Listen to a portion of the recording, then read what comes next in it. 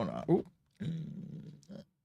Well, I guess I don't need desktop audio for this for now. Let's put me in the corner here. Excuse me.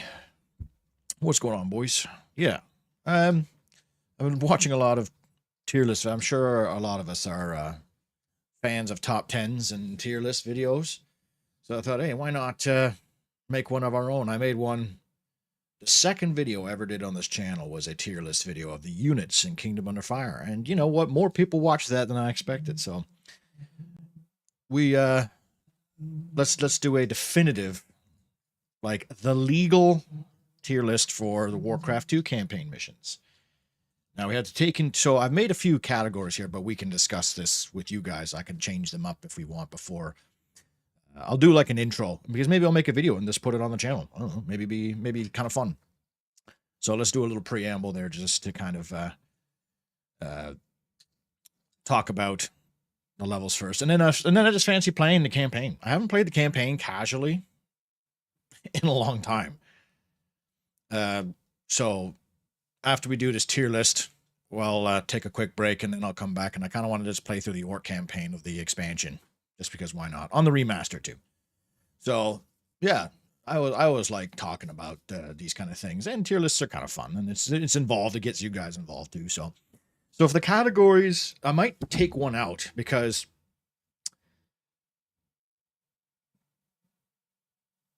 you know what? That's not true. I was just going to say, I don't think there are any bad missions in Warcraft 2, but then I just saw the list and there is one. There's at least one. But I'll do an edited one. Yeah, I'll cut out like a lot of the fluff and stuff. So for the categories, so obviously in the top tier, we have great variety. Like, is the game or is the mission strategically interesting to play? Do you have options? Can you go sea? Can you go land? Can you go air? Is there back entrances? Is there ways you can sneak around? Is there ways to utilize units you might not normally utilize, like sappers or transports or something? B or A, I guess, SABCD. A is just like, it's a fun mission, but that's it. Maybe it's got a little gimmick to it. It maybe does fit the story a bit. C is, or B, I guess, is it's a level. It exists. Like, there's nothing interesting and nothing not interesting. Maybe it's just like a standard base on base. No water. Maybe the terrain is kind of boring kind of thing. C will be boring, frustrating, and annoying. Is there a weird difficulty spike? Is it like a really hard mission for early on in the campaign when it shouldn't be that hard? Is there a specific limitation that causes frustration? Like, I guess we'll figure it out once we get into the actual missions themselves. And then the last one, why does this level exist? Like, it completely does it actively make the campaign, like it damages the pacing? Maybe it's an awkward mission stuck in the middle of these other missions. Like, what does it have to do with anything? Does it have to do with anything with the story? Is there there's nothing thematic about it either. Maybe it's just like, oh, we needed 14 missions or 12 missions for the campaign. Here's a mission, do it. Is it like right before I handed in my list for the missions for the cutoff point with the boss was like, I need 14 missions. You got 3 hours, and it's like hour 2 hours 50 minutes in, and you're like, shit, I need to make another mission real quick. Fuck it, I will put one player here, one player there. Go. So I don't know. What do you guys think about those categories? Because I would like to get a little bit more specific than just like, is it good? Is it, because it's all subjective, right? This is my opinion as well as yours. I'll take your opinions into account too. This is not like a final thing. We can change things around. So I'm yeah. So it's good. I think a lot of the Warcraft guys are here, which is good. And we'll be doing both campaigns. I got 52 missions. That's a lot of missions for, and we have to take into account that this is a game from the 90s, right? It might not have, because like, for example, the Siege of Vanguard. I feel like that mission, we'll talk about it later, will that mission could have had a timer on it, like maybe survive for 30 minutes or something, which would have been interesting. But we got to remember this is Warcraft 2, right? There's not a lot of triggers and interesting things. Maybe the like StarCraft 1 could have done that, wasn't possible in this. So maybe I'll be a little bit more lenient when it comes to that. But anyways, so yeah, good categories. Okay. Oh yeah, and do I sound okay? Just want to make sure I don't sound terrible because if I do make a video out of this, I want to make sure everything sounds nice and pretty.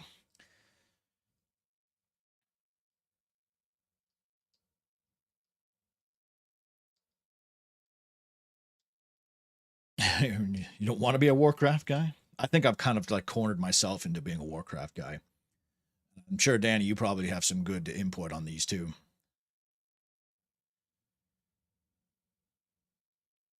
Can you put a timer? Can you do that, Danny? Like put a timer on a mission? Warcraft 2? Because that's pretty impressive if you can. Because yeah, maybe we could do like a doctor. What's it called? Uh, like how oh my god, what the fuck's his name? The Total War guy, where he has like a doctor series where you give him your campaign and he fixes it for you. Can we fix to make every mission in Warcraft 2 a an S tier? It really is incredible just how many levels they made with the restrictions and the admin screen. Yeah, exactly, right? So we shouldn't be too harsh on it because we got to remember this is like, what, 96? When was this game out? I think Warcraft 1 was 94, wasn't it? Which, Jesus, that's a long time when you think about it. Or maybe that could be like in the boring or it is a level, maybe because it's unfinished. But so I should think about an intro to do for this.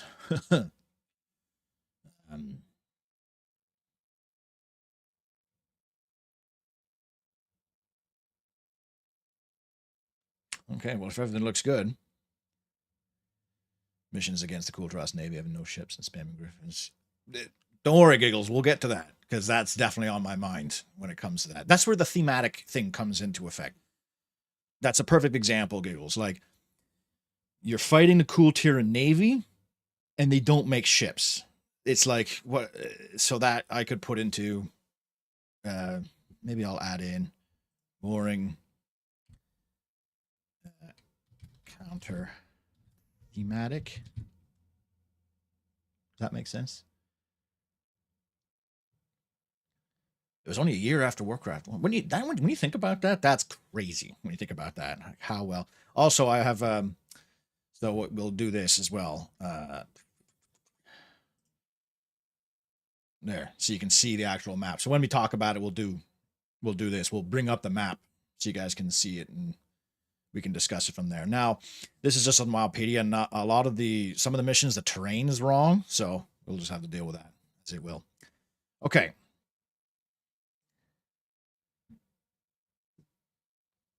Hey, Archeon. All right, so I'm going to try and think of like a quick intro if I do make a video out of this and edit it together. Fucking landlords like vacuuming, mowing the lawn, and like blowing leaves all bloody day. Let's just make sure I'm done here. Yellow is too many criteria. It's only 2. Or 3, I guess. Is it boring? Counter thematic? Frustrating? / annoying. Frustrating and annoying, you can probably put in the same thing. But we can change the categories as we go too. All right.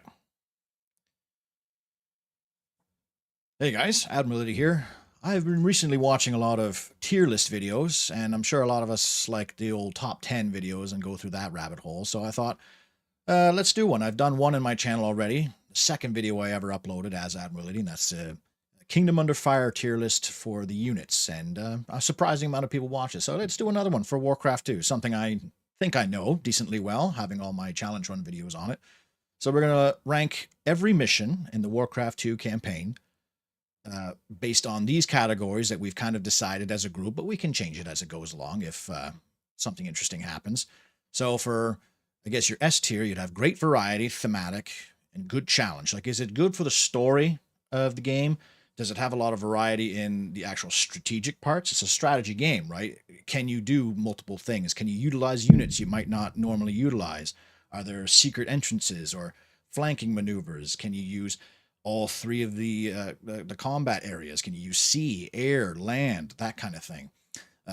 Does it make sense for the story too? If the missions calls for a big siege on a castle, are there walls? Are there a lot of civilian buildings laid out properly so you can kind of go through streets and stuff? I don't know. Maybe we're getting a little bit too specific.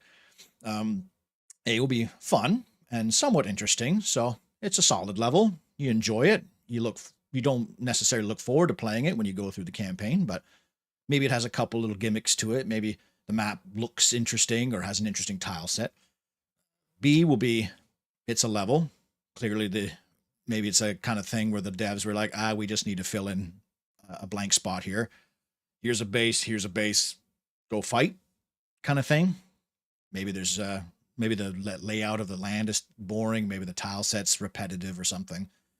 Then for C, we have boring, counter-thematic, frustrating, and annoying. So does it not make sense for the story? Maybe there's no story at all to it? Is it a weird difficulty spike, or is it annoying for a reason other than just challenge? We're going to be talking about dragons and griffins a lot, I think. Maybe one or two of those levels will fit into the boring, counter-thematic, frustrating, and annoying category. So it doesn't necessarily make it a bad level per se, but it does mean maybe it's too early in the campaign for it to be as hard as it is. Maybe it's a weird level to be too late in the campaign. So we'll come along with that once we get to it. And the last one, I don't think there's going to be many in this category, but why does this level exist? And for that, I'm just thinking in the middle, maybe it breaks the pacing of the campaign. Does it have anything to do with the story? It's clearly like your boss gave you an assignment. We need 14 missions, 3 o'clock. It's 2:50 and you have 13 missions and you're like, shit, I need to fill in another one here. Bloody quick. We'll slap something together, maybe copy paste off of a custom map. 2 start locations, go nuts. Destroy all the enemies. So let's get into it. The chat is here with me to discuss things, and I'll try and bring up every map so we can see it. And when I do the video, I'll probably put actual footage of the levels in the background. So number 1, Hillsbrad, Human 1. So this is a tricky thing when it comes to strategy games. I've discussed this before on my channel. How do you make a tutorial for a strategy game that's not boring, but also teaches you the fundamentals of the game? I struggle to find an example of an RTS game whose tutorial I find like really awesome. When you think of good tutorials in games, you think of like Half-Life Opposing Force. You know, you're in boot camp because you're in the Marines, right? And you're basically doing all the things you would do in the campaign or in the game, but it teaches you in kind of a dynamic way that fits the story. There's actual character, there's humor in it. It's hard to find a strategy game tutorial that isn't just like a box with a voice coming up saying, click on the peasant to command and right click on the ground to move him forward. I guess maybe the Age of Empires 2 campaign is a bit fun because you do have like the Scottish guy and you have the themes of like, you know, if you watch Braveheart, you're probably excited to be a part of that kind of story. Warcraft 1 and 2, we also have to take into account that these are older games. Warcraft 2 did not have the same kind of like trigger mechanic. Like they didn't have a lot you could do with it. They don't have like timed based missions. They don't have like that many different triggers for missions. Like, although they do have a few missions that we'll get to that are different than just destroy the enemy kind of thing. There's no like cutscenes. There's no dialogue, so they're a bit limited of what they could have done with the mission. So we can't be too strict on them for that, um, because obviously it's an older game and they've only since built like and you take Warcraft 1 and you put Warcraft 2. Warcraft 1 was extremely simple when it comes to mechanics and stuff, mission design. Warcraft 2 had some interesting things, and then Warcraft 3 obviously was like completely like way bonkers and all what you could do, but that's just like the advancements of time and technology. So, Hillsbrad, build 4 farms and a barracks. Uh, it's just like the Warcraft 1 mission, like you guys are saying. Better than the Warcraft 1 because the Warcraft 1 mission was build 6 farms, which is too much in my opinion. Um, I guess it's an okay way to start because you only have 2 units, the peasant and the footman, and if you just kind of mill your mouse around, you're not getting attacked. There are enemies that you can test your metal against. You don't have to fight them if you don't want to. Um, I would say maybe the gold mine is a little low. Like your first gold mine for your first mission blows up pretty quick, but maybe they did that on purpose, so kind of like show you that you don't need like kind of like Warcraft 1 where you couldn't build freely. So now you're allowed to build freely. There's no roads. You can build wherever you want. It does showcase the new snow tile set. I think the snow is probably my favorite one. Um, but yeah, it's like there's no pressure. You don't have to worry about getting overwhelmed on your first mission. You have 3 footmen, and if you group them together, you should be able to kill all the grunts if you want to. And yeah, build 4 farms and a barracks. I think it's perfectly fine. I guess for a tutorial mission, I don't know. What do you guys think? Yeah, it's a small map, so you don't have to you won't get lost. I think the Warcraft 1 tutorial mission is quite large in comparison. So you learn the game, and I think for some of us, Warcraft 2 might have been our first RTS. There's nothing story-wise to this, though. Yeah, there's not much story to it other than, we're building an outpost for the war kind of thing. I would, if it wasn't the very first mission, I would probably put it in it is a level. But since it is the first mission, and as far as like a tutorial mission goes, it's kind of okay. And I remember as a kid watching my dad play the first level, and I was scared of a few orcs hiding in the fog of war. Yeah, so yeah, I guess that's the interesting part of it, right? There are enemies in the map. Because I guess, yeah, you could argue that some other RTS games, the tutorial missions, maybe there's nothing to fight, so you don't have to worry about it. Or maybe that's too hard? I don't know. When you think of, so let's pose this question out there. If you were to show that level to somebody, to take a friend that's never played an RTS game, maybe never even played a video game, and you show them that level, you give them a mouse and keyboard, don't tell them anything, do you think that they would be able to figure it out? I'd say so. When you click on a peasant, you can highlight the icons, and there's there's a hammer and a box, and you can build, and you click on it, and then you see a list of buildings. You click on it gives you enough money to start a building right away, so you don't have to worry about like harvesting resources even for your first thing. And then you hover your mouse around. So I think without specifically directing a player step by step, I think it's an okay enough tutorial for a player to kind of just figure shit out,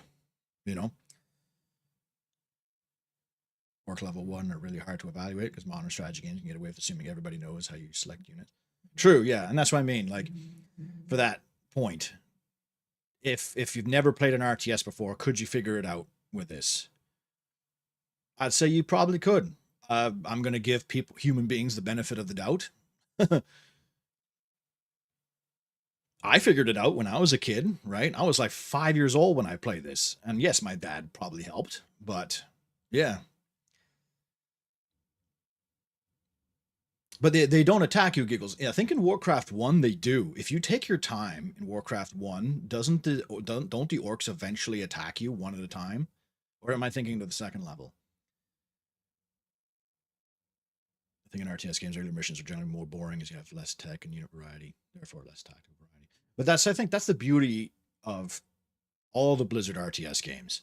I think that they scaled really well. Like just about every mission introduces you to something new for the most part.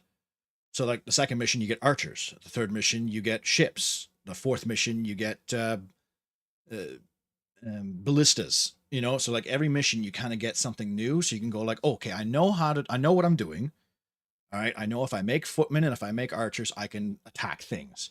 Oh, but now I have a new thing to attack. Oh, I have a new building that upgrades my units. Oh, that's cool. So like it's it's familiar enough, but it doesn't give you too much. I find that some games, I think even modern RTS games, the first mission you get like a rifleman. The second mission they throw like fucking 6 units at you. Maybe do you remember that demo that we played where like at the very first mission there was infantry, tanks, artillery, spies, conversions. Like imagine if Age of Empires, the Scottish mission, they gave you up to Imperial Age and priests and ships. You know what I mean? Like I'd say I think a lot the old Blizzard games are really good with easing you into it, but so by the time you get like past the halfway mark, you know what you're doing, you know what works against what, and then it's all about like mastering your craft, your warcraft, if you will. In my opinion, the first 3 missions are okay to learn the game. Mission 1 how to build, mission 2 how to A move, mission 3 how to use ships, and mission 4 everything comes together. Yeah, exactly. That's what I was just thinking. Because then obviously, so we have the ambush at Terran Mill. This introduces you to well, I guess 3 mechanics. You get ships in this one, which you can completely ignore. You have rescuable allies. So you have elven archers that if you touch, you rescue and they become on your side. So that teaches you about that, which is kind of interesting. And I think that's the interesting part of it. But what's funny is they give you a base.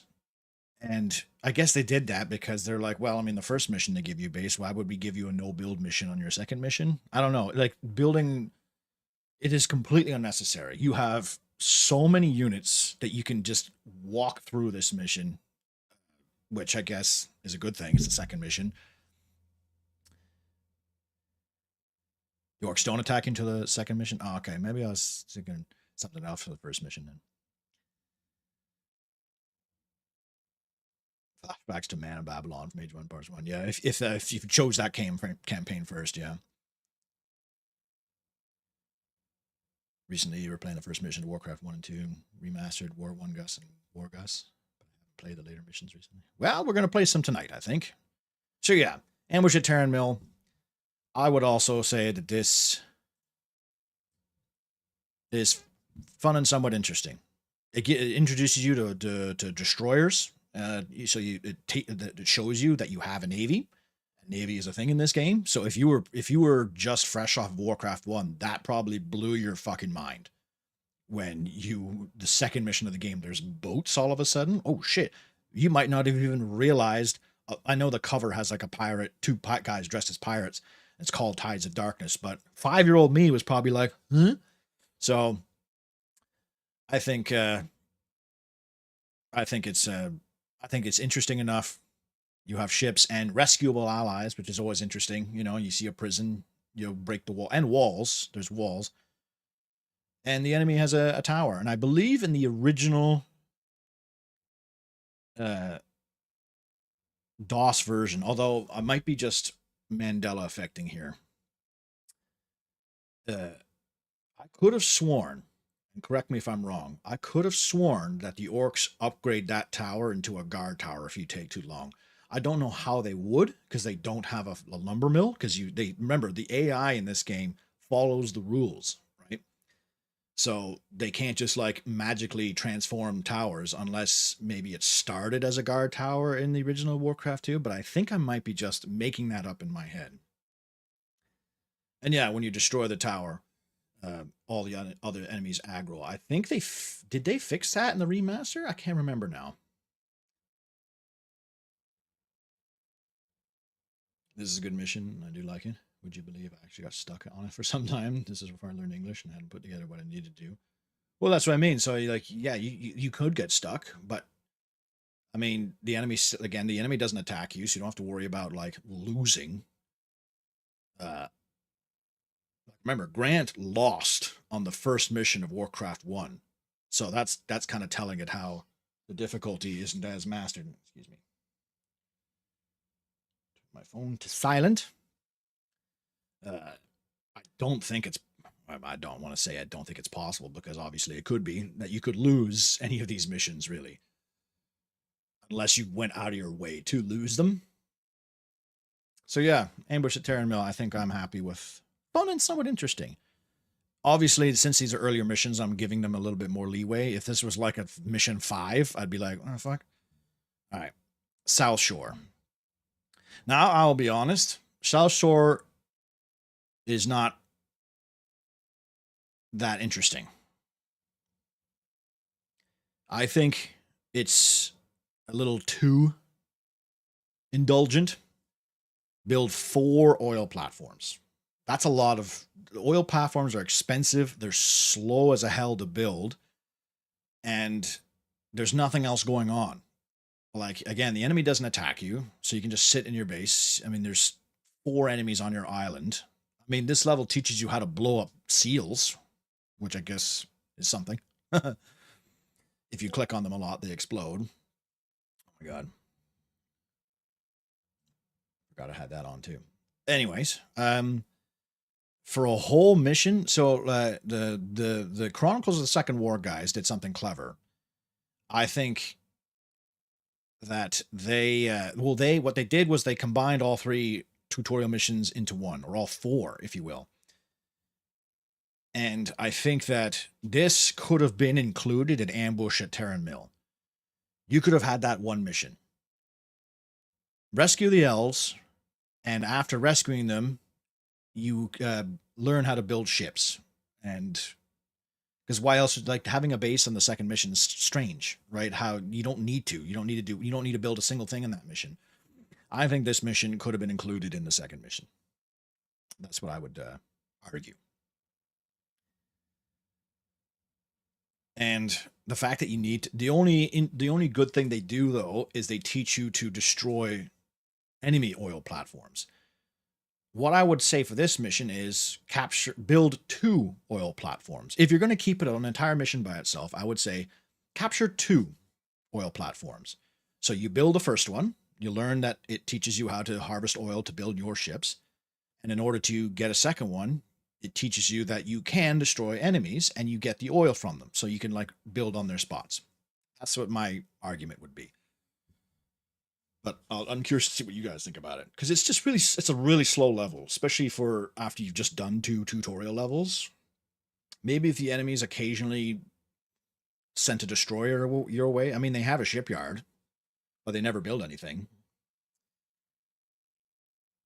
You can't lose if the orcs drill out the platforms. But they don't harvest oil on this mission, though. That's why I couldn't do it with footmen only. We came up with this new mechanic with new buildings and units. And you're going to use it, yeah. First 4 levels in War 2 are very ho-hum. Meat and potatoes of the game are 5 to the end. I know, that's what I mean, where you could probably have combined 2, if not 3 of them.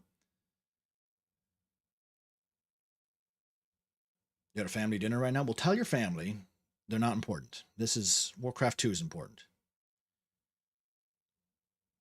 And it is interesting how the orcs are pretty much like a mirror of this. So story-wise, actually, oh no, not this mission in particular, but story-wise, like the first like 5 missions, 4 of both orcs and the humans are like mirrors of each other.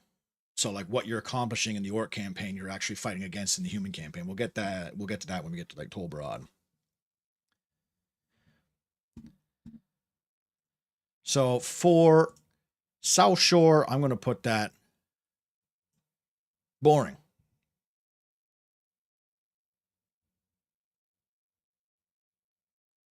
Counter-thematic, frustrating, annoying. I would say it's a little annoying, having to just, like, build 4 oil platforms while doing nothing else. Yeah. I would say that's a boring level. Next level, Attack on Zul'Dare. So this is where the campaign officially becomes Warcraft, in my opinion. You get your first base-on-base mission. It allows you to use the mechanics that the game has introduced. Ships, mainly. There's islands. There's expansions on the islands. It also shows you that you can free build. Remember from Warcraft 1, you couldn't free build. So in this game, you can. So now you can colonize these islands and expand there if you really need to. The enemy does attack you with gradually increasing, difficulty. Nothing too crazy. Like you won't. I mean, you can also build guard towers in this map. I don't think you could build guard towers up until then, and that's a new thing too in this game that Warcraft 1 didn't have, is guard towers. They even have this cool little. When I was a kid, this little area up here. I used to build a guard tower there because usually the orc transports come into your little bay area. So I used to put like a guard tower there and a guard tower there, so it would like shoot the transport as it would come in, and then like by the time it lands, after a few waves, you could actually snipe their transports. And yeah, there's plenty of resources to go around. The enemy base is still like it's not that easy to crack unless you colonize on their island like I do and build towers and barracks. So if you're just doing a wave based sea invasion, if you just use like one transport, you're gonna have a hard time. The enemy does repair their stuff. They do harvest oil. They do build ships. But I think this is perfectly a great, just like the Warcraft 1 third mission, where you get your first base on base mission, is I think this is a great way to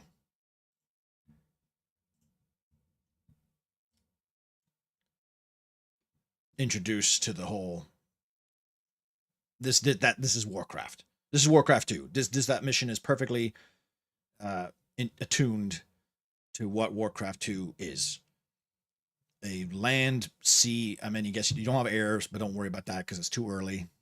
It's we have oceans, we have islands, we have boats, we have archers, we have footmen. Like it's almost a year. Hey there, Bolvin. Almost a year already. Damn. So I'd say, yeah, definitely. I would say it's probably the best one so far. I can put that up there. Can I do this? There we go. Best mission so far. Next, Tol Barad. I like this mission a lot.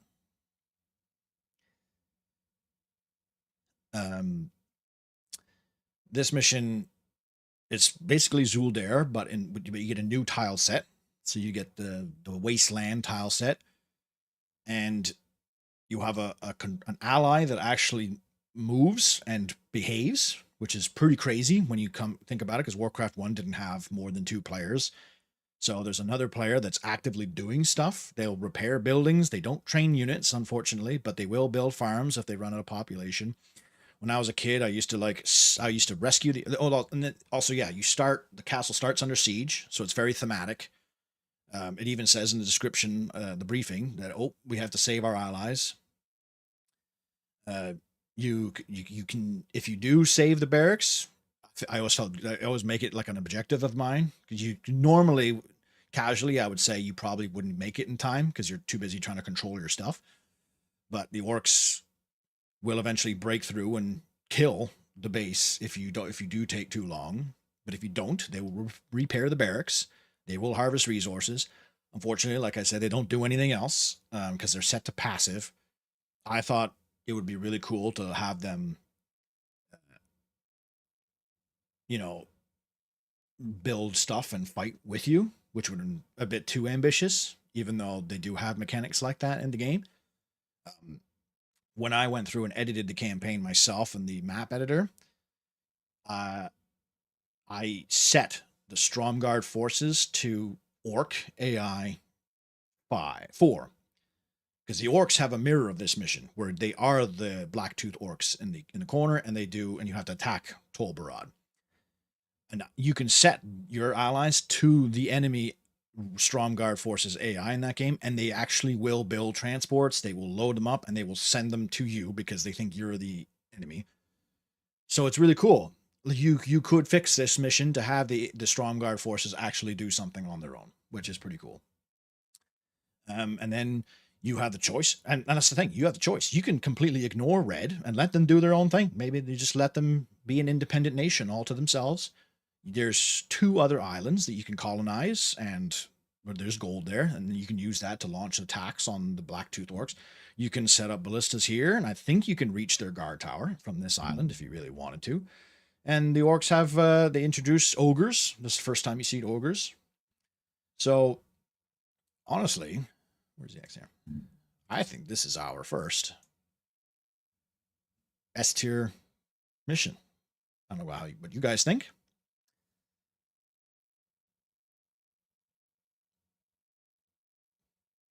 You didn't like how their barracks was blocking the wall, but they would eventually cut through the trees and move on from there. So, because I agree, like, why would they just have a barracks? But also, when you think about it, that's their barracks placement is brilliant. If you were to take this into a multiplayer match, that's how multiplayer players build their barracks. They wall off their base and they would build their units either inside, or maybe they would have the wall down one so they could still make footmen on the outside. But if you were in a defense position, you could just make archers all day from that barracks and shoot past the barracks and kill the orcs. I would say, yeah, S tier. Yeah, starting a fire, you have an ally, and the New York version. And the fact that's where it becomes thematic too, right? Because the orc, when you play, if you play, the orcs canonically are first, right? So if you were to play the orcs, you can actually, like, when you play as the humans after playing the orcs, you're like, oh damn, I'm defending from myself essentially. And I think the Chronicles of the Second War guys really did well on this mission. And yeah, you could technically lose on Zul'Dare Tube over him, but I think that most of us were fairly safe. This mission actually is the first one you have a little bit of challenge to it as well. It's a good example of a Warcraft 2 mission as well. So yeah, that's tier. I'm happy with that. Next up, Dun Algaz. Now, the only thing that this map has going for is the fact that there are 3 really strange land bridges. Are they supposed to be like man-made bridges? Or I think in the lore, World of Warcraft guys, correct me on this, those are just land bridges, right? That's the only thing this map has going on for it. It doesn't have oil, so, because there is water, and realistically, you should have the options to make ships if you wanted to, and there are enemies on these bridges. So what I would have done is I would have put oil on this map, and then you could use ships to like guard the bridges as the enemies would come up. So you could like shell them as they come up to attack your base. That could be kind of interesting. The only thing about this mission is you get knights. This is the introduction to knights, and I guess to showcase their speed, you have these big long bridges to go through. But other than that, there's nothing else really going on with this mission. I don't think there's much going on story-wise with this mission. Like when you think of Elwyn Forest, where you get the knights in Warcraft 1, the Orcs campaign, they have missions in Elwyn too. And the briefing even says, like, the king has sent one of his knights to assist you in the battle. And then you start with a knight, and you're like, oh, that's the guy who's telling me. But I think I would say put like 1 oil patch here if you really wanted to. If I was to like make this in a modern system, I would have these bridges be shallow. So you could still walk across it, but you could also sail across it too. And then you could wall off with boats if you really wanted to.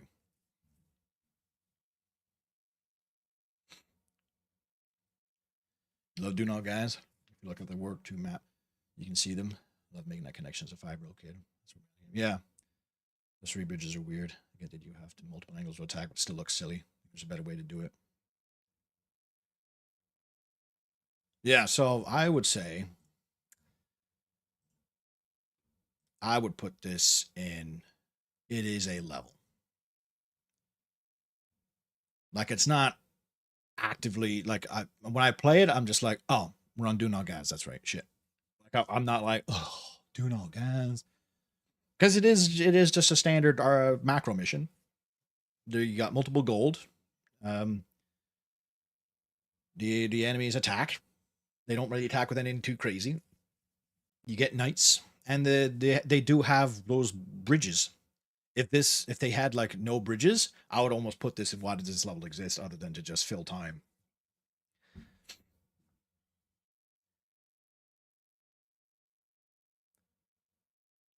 I think either no water, no oil, maybe paths through woods, or both. Is this really if you build a harbor to do nothing?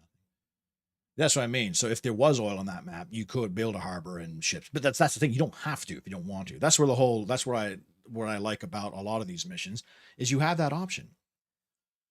Maybe you're struggling.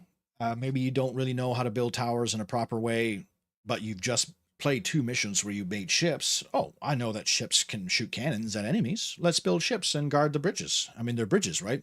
What other than to wall off the bridges, which you can't do because they're mud.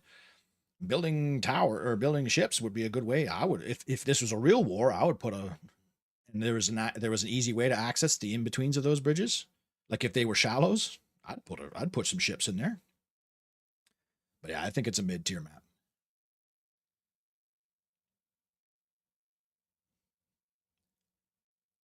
But that also becomes that. So I talked about. So this is for. Oh my god. So this is for those who haven't seen my Warcraft 1 footman and Warcraft 2 footman. A fundamental problem with Warcraft 2 is the Navy is very decisive. You either love it or you hate it. Now, I love it, but I also understand the hate. So the biggest problem with ships is oil. Oil takes a long time to get, it's expensive to get, and your ships, all combat ships, cost oil. So when the enemy controls the oil, you are absolutely screwed. You can't fight back because you can't make ships to fight back. Now, if this was a proper multiplayer match, you would have mages and ballistas, which are way better at dealing with ships than other ships.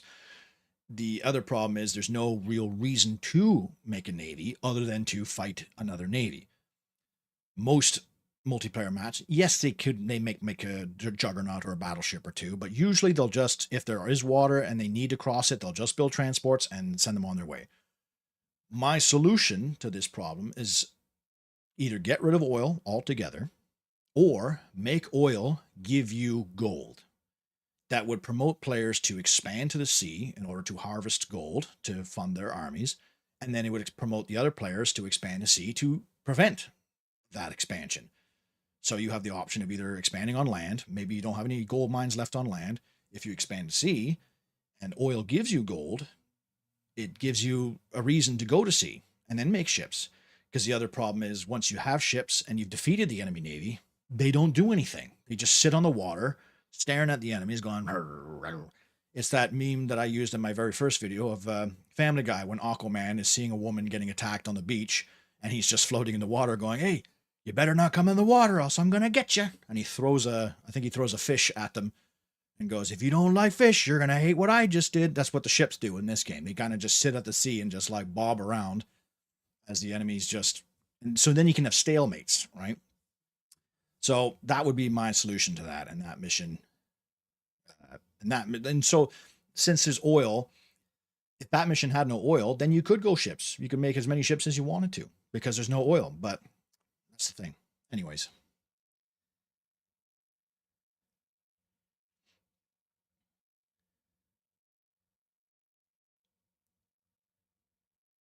Twitch froze. Have something to defend Duno, guys. It's the first landlocked mission. I guess. I mean, that's why I put it in. It is a level. Well, it's not technically the first landlocked mission because the tutorial mission is, and Terran Mill. But the first, like, base on base. To be useful on this map, you need a strong anti-infantry ship. I'd say destroyers are fine for killing trolls. The enemy attacks with plenty of trolls. You can drag them off from the army.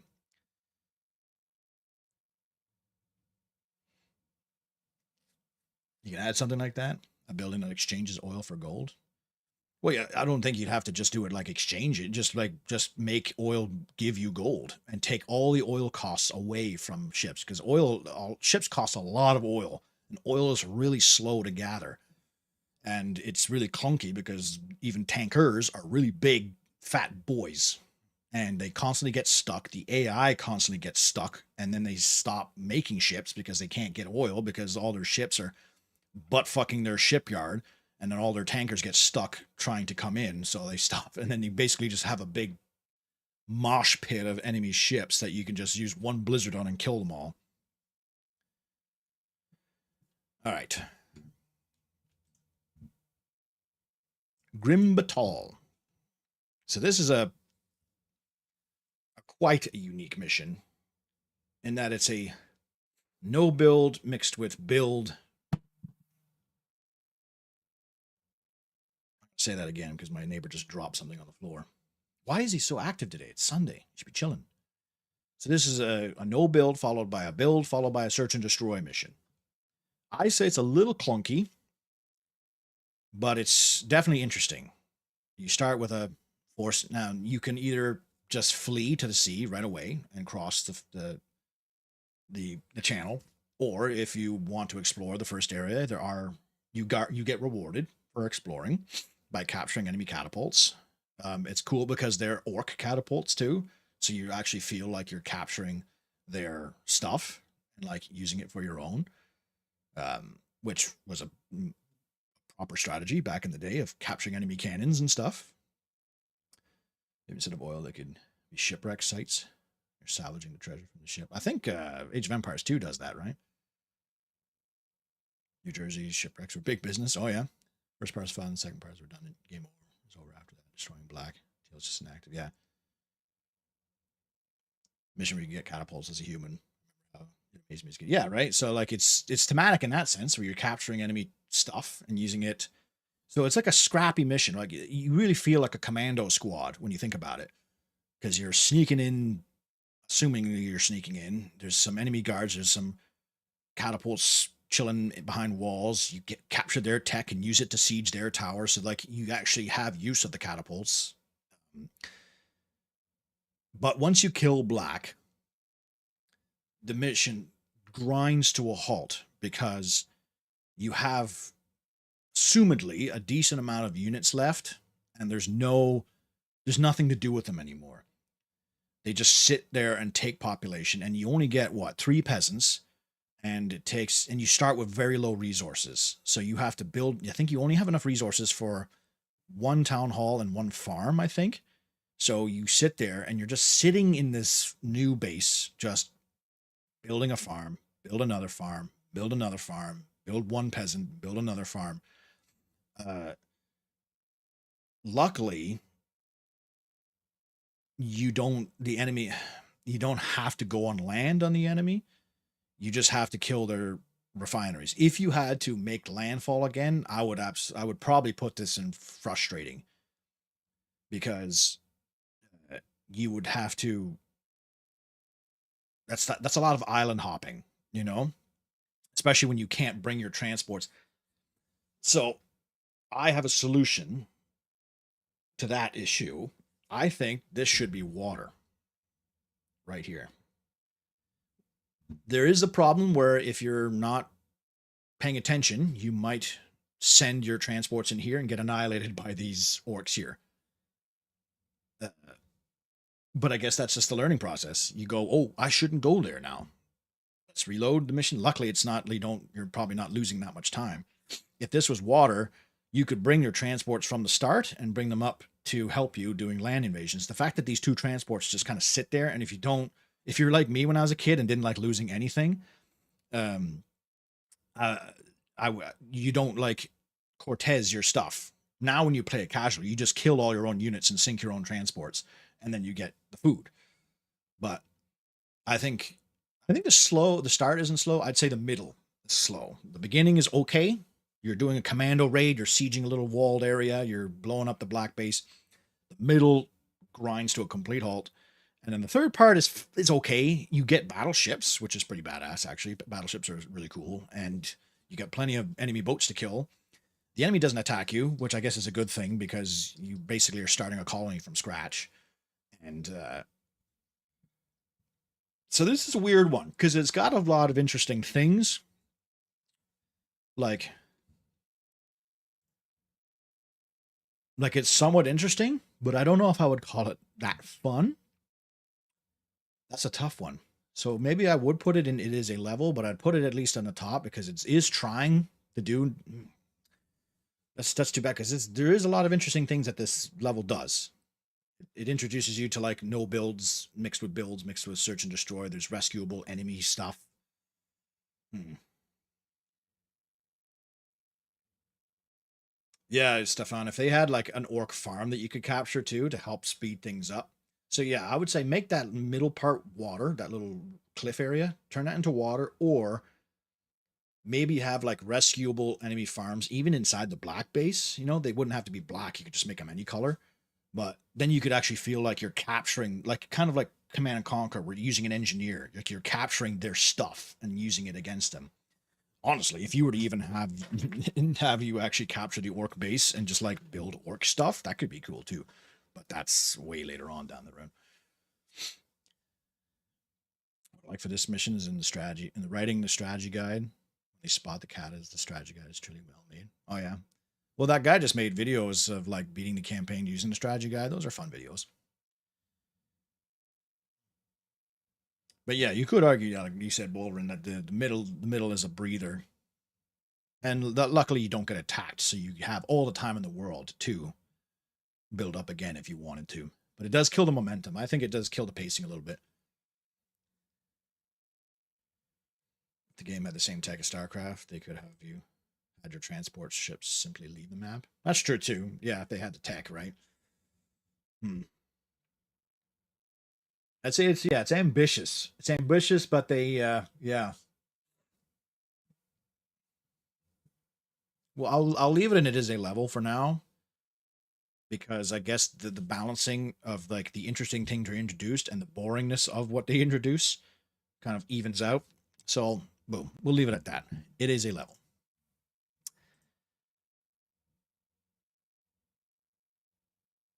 Tyr's Hand. Now this one is cool because it's the only time in the entire game where they have an enemy faction that actively fights other enemy faction. The rebel peasants are a completely custom unit, as in they can't build. They're only, I think, programming. Danny, you can chime in. They're only programmed to fight anything. They don't even. I don't even think they have a unit in the map editor. If you're to make a custom map yourself, you can't even like use these rebel peasants. It's really cool in the sense that like you know exactly. Okay, you start off under it's a hot start, but you don't realize it's a hot start right away. You have a commando squad. You're on a road. You see this like dirt area here. I'm pointing at the screen like you guys can see my fingers. They have a dirt road here, so it kind of leads you to go straight up. There's a peasant right there. You can actually see like a cool Tyrian peasant like fleeing from the castle under attack, so you know that you need to get in there. Um, and yeah, you go in and you start slaughtering peasants, which is always fun.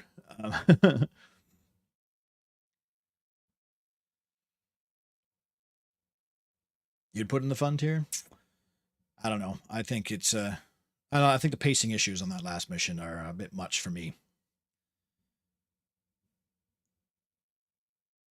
Should make teal supply block and play some teal units in enemy base, and they can make peons, but they don't rush you. Yeah, and that's the other thing that the orcs don't actually build anything. No, they build ships, but they don't have any like peons or anything. Orange peasants are attack peasants, special peasant that only attacks like grunt, only used in human 8 and 10. Yeah, as the sailors. Yeah, yeah, that's right. But they're not like AI controlled in that mission. That's what I mean in this one. This is the only mission in the entire game where the AI has peasants. So if you saw which one run was that? Was that the elves only? If you saw me play elves only, the human peasants will fight the orcs. If you lure the peasants to the purple base, which is what I did, they fought each other, and it was really cool. And I wish they did that more. It'd be really awesome in certain missions if they had like the enemies fight each other or something to change things up. And yes, as you're saying, Stefan, it introduces traders, humans. You're fighting humans. I didn't even think about that when we first opened this map up. You're fighting humans in this mission. as humans. Now you did in Warcraft 1, but there wasn't. Now question is, do they do any lore uh, for that mission on was it Norshire Abbey in Warcraft 1? Like who are those humans that you're fighting? Because that mission essentially you're just fighting humans for the sake of fighting humans because the campaign was like, maybe we'll give them a mirror match, fuck it. So at least this one, there's a story reason of it. It's building up to something. This is the first time you see the Alterac orange, and they're always orange, right? They're very they fit the theme on this one. The fact that it's a cool Tyrian base, I think, is irrelevant. I think they just used teal because it was the next color on their list. Because they already have blue, red, and purple. Because this is an naval base? What? But yeah, they're humans. They're orange, and they're always going to be orange. So now you know when you see orange humans, they're probably bad guys, and I think that's really cool. Oh yes, that's right too. And you play as Lordron, so you change colors. That's actually huge. I think that's really underrated. That's a thing I've talked about this before. Um, a lot of RTS, modern RTSs, it's blue versus red or red versus blue. And it's kind of lame. Age of Empires 2 does this well, where every country is kind of like color coded. So every campaign, like Barbarossa, you're playing as red. France, you're playing as blue, because not canonically, but like historically, they had a lot of blues. Uh, Saladin, you're always playing as green. Mongols, you're always playing as orange. And this game, Warcraft 2, did this well as well, where every color is tied to a nation or a clan. So they all have their own personalities when you think about it, not like real personalities, but when you're fighting the blue orcs, and if you're a bit of a lore nerd, you know, oh, I'm fighting Stormreaver orcs here. These Alterac peasants are orange. So whenever you see orange in this campaign, you know it's Alterac, and it's not like anything else. Yellow gets a little bit mixed up in the bit. Black, because they don't actually exist in this game, other than in multiplayer and stuff. And it can be difficult. I remember this mission as a kid was the first mission, one of the first missions that I actually was like, oh shit. Because the enemies, there's three enemies, and they do attack you, and on like each of them attack you in different time. The blue, if you leave blue, they will make ogre mages. But you're playing as white. You got a cool like peasant rebellion going on. If you're fast, you can be well set up for the future. If you're slow, you can lose a lot of unnecessary units. So, oh yeah, and you get walls. So you get like a little fort, and I used to like build towers behind each of these little 2 brick walls. The orcs have walls in their bases too, even though the orcs don't know. The enemies in this game do not know how to deal with walls. They don't attack walls. Essentially, it doesn't exist to them.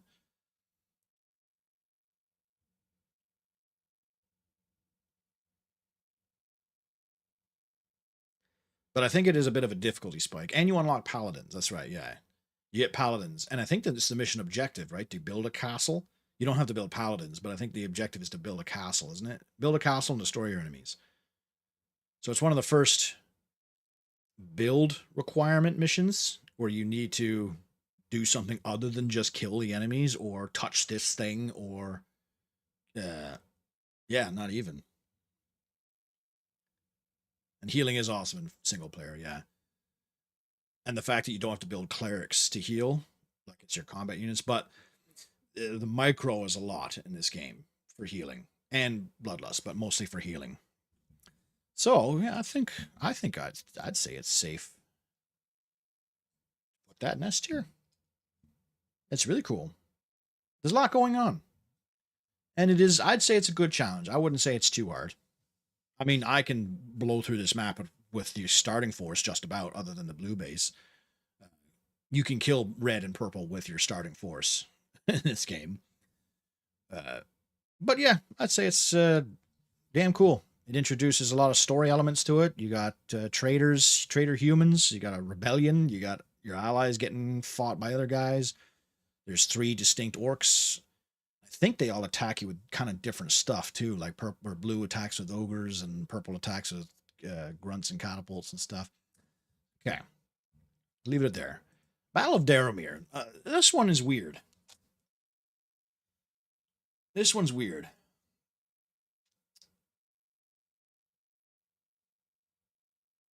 Because you assume that you're going to be. Well, first of all, this is a speed run mission. You can beat this mission in like 38 seconds. You just throw your transports through the canal, rescue Uther, and bring him back. This is the first mission you get a hero unit in the human campaign as Uther. And Uther, he's just a knight. Or does he have paladin spells? No, you don't have the paladin tech in this. So he's essentially just a paladin or a knight. Doesn't have enhanced stats. He has his own custom picture. He doesn't have a custom sprite, which is kind of lame. It's a no build mission, and it's a strange one. You get more than enough forces to just completely decimate this mission. The interesting thing is, a mission you get an enhancement onto the Alterac storyline. There's 3 human ships, and then you find out after you destroy those ships, if you destroy them, that you capture sailors from those ships, which is pretty cool, actually. So, you know what? I think this is fun and somewhat interesting. I think I'm being a little too hard on it.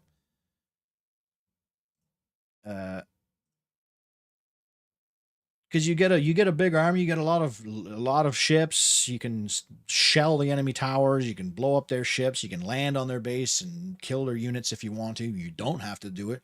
So I guess there's multiple strategic elements to it. You get a hero unit who's completely redundant, essentially, other than the fact that you need him to touch the thing. If he had enhanced stats, then maybe we'd be talking. Or maybe if you started with a transport at Uther's position, I don't know.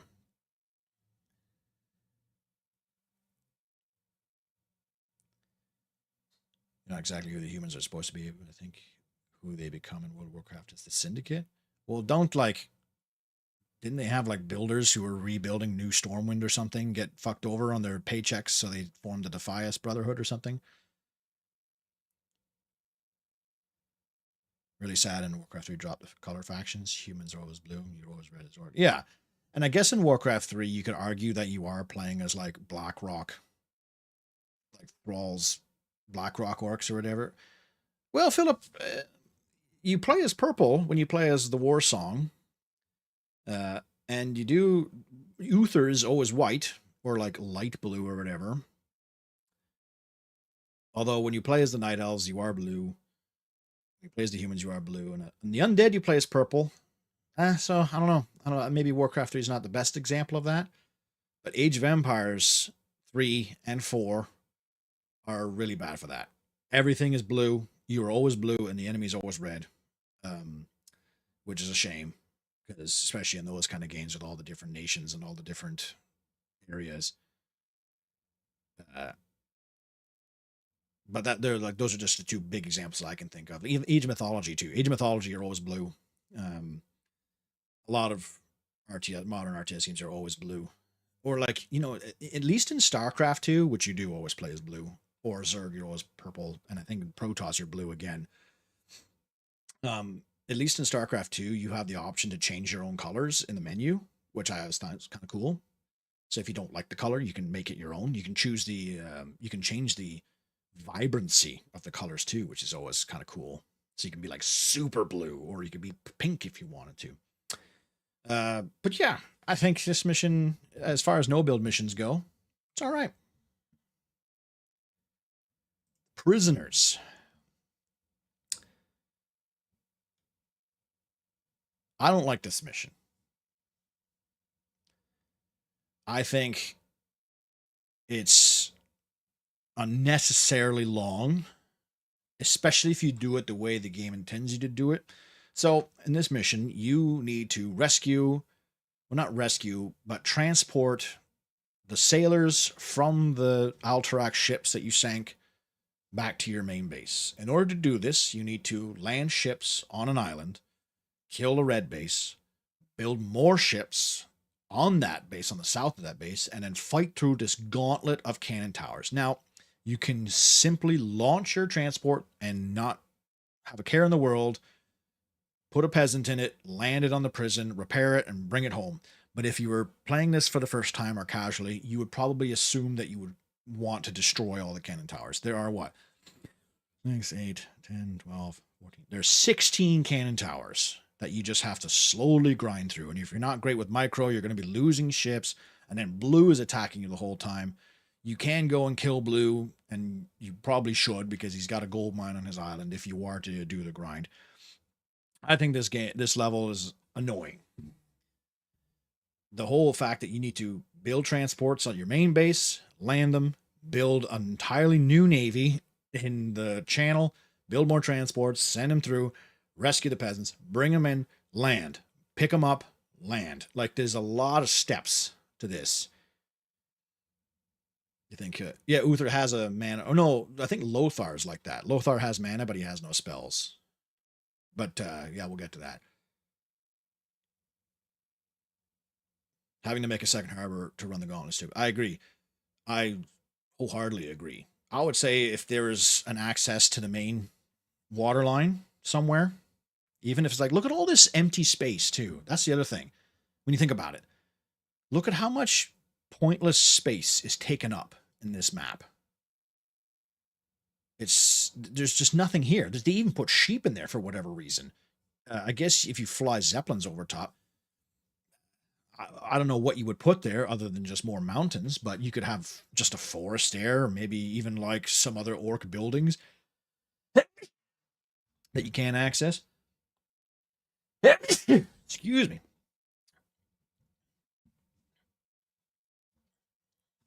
Top left has a death knight. Oh, yes, they have a couple death knights, and they're really annoying. Attacking the blue base is actually really shit in this map, too.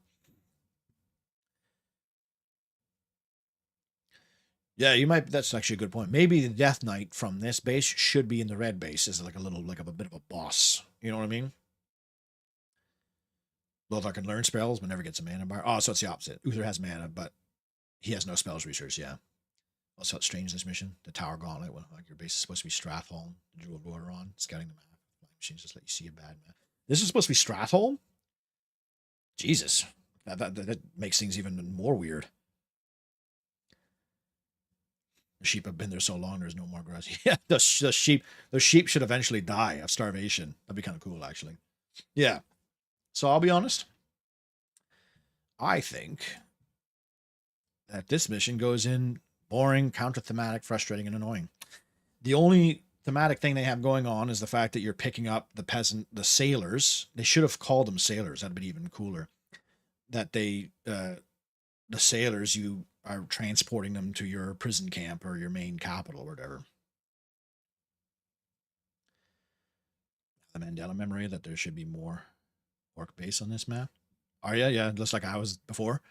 Yeah, because I feel like the orcs should have, like, maybe even if it's just like pig farms just in those mountain ranges for no reason other than to just look interesting. Would have been cool if you needed to land blue in order to clear red land before clearing the channel. I guess, yeah, if the blue base was connected somehow, maybe there's like a path, the mountains that you could use to flank the red base if you couldn't land on it. I don't know. Insane Edition mod. I set this mission to rescue orange peasants in your blue base as well. So 2 positions rescue them. Oh, there you go. Yeah, maybe it works. Well, I guess it doesn't make sense story-wise because you were the one who sank those orange ships. So you would have custody of those peasants. All right, next one. Okay, this might take a lot longer than I was expecting. We're only 11 missions in of 52. Betrayal and Destruction of Alterac. This mission's cool. I like this mission a lot.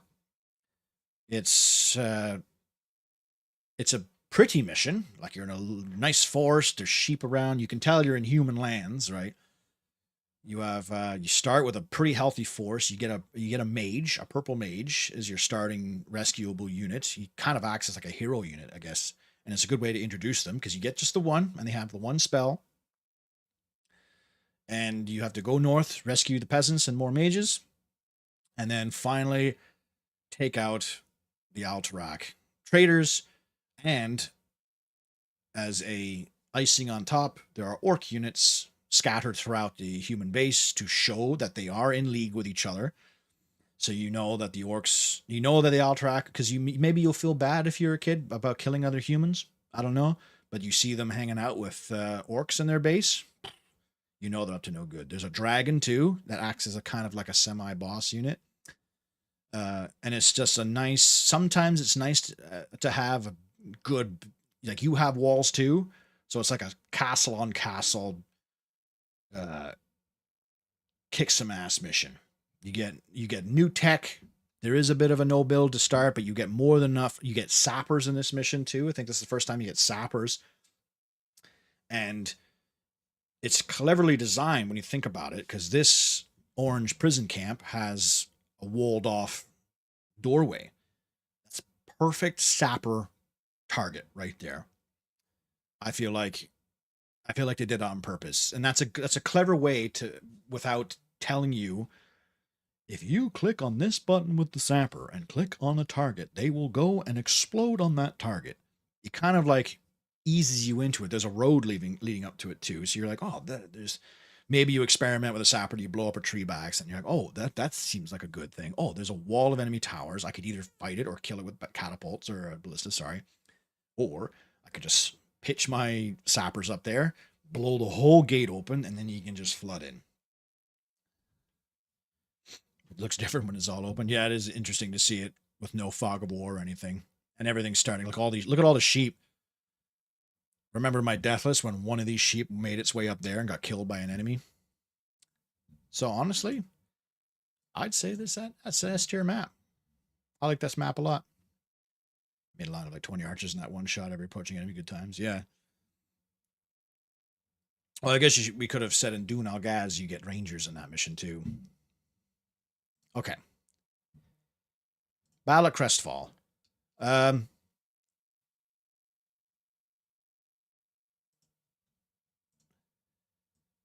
It's a level.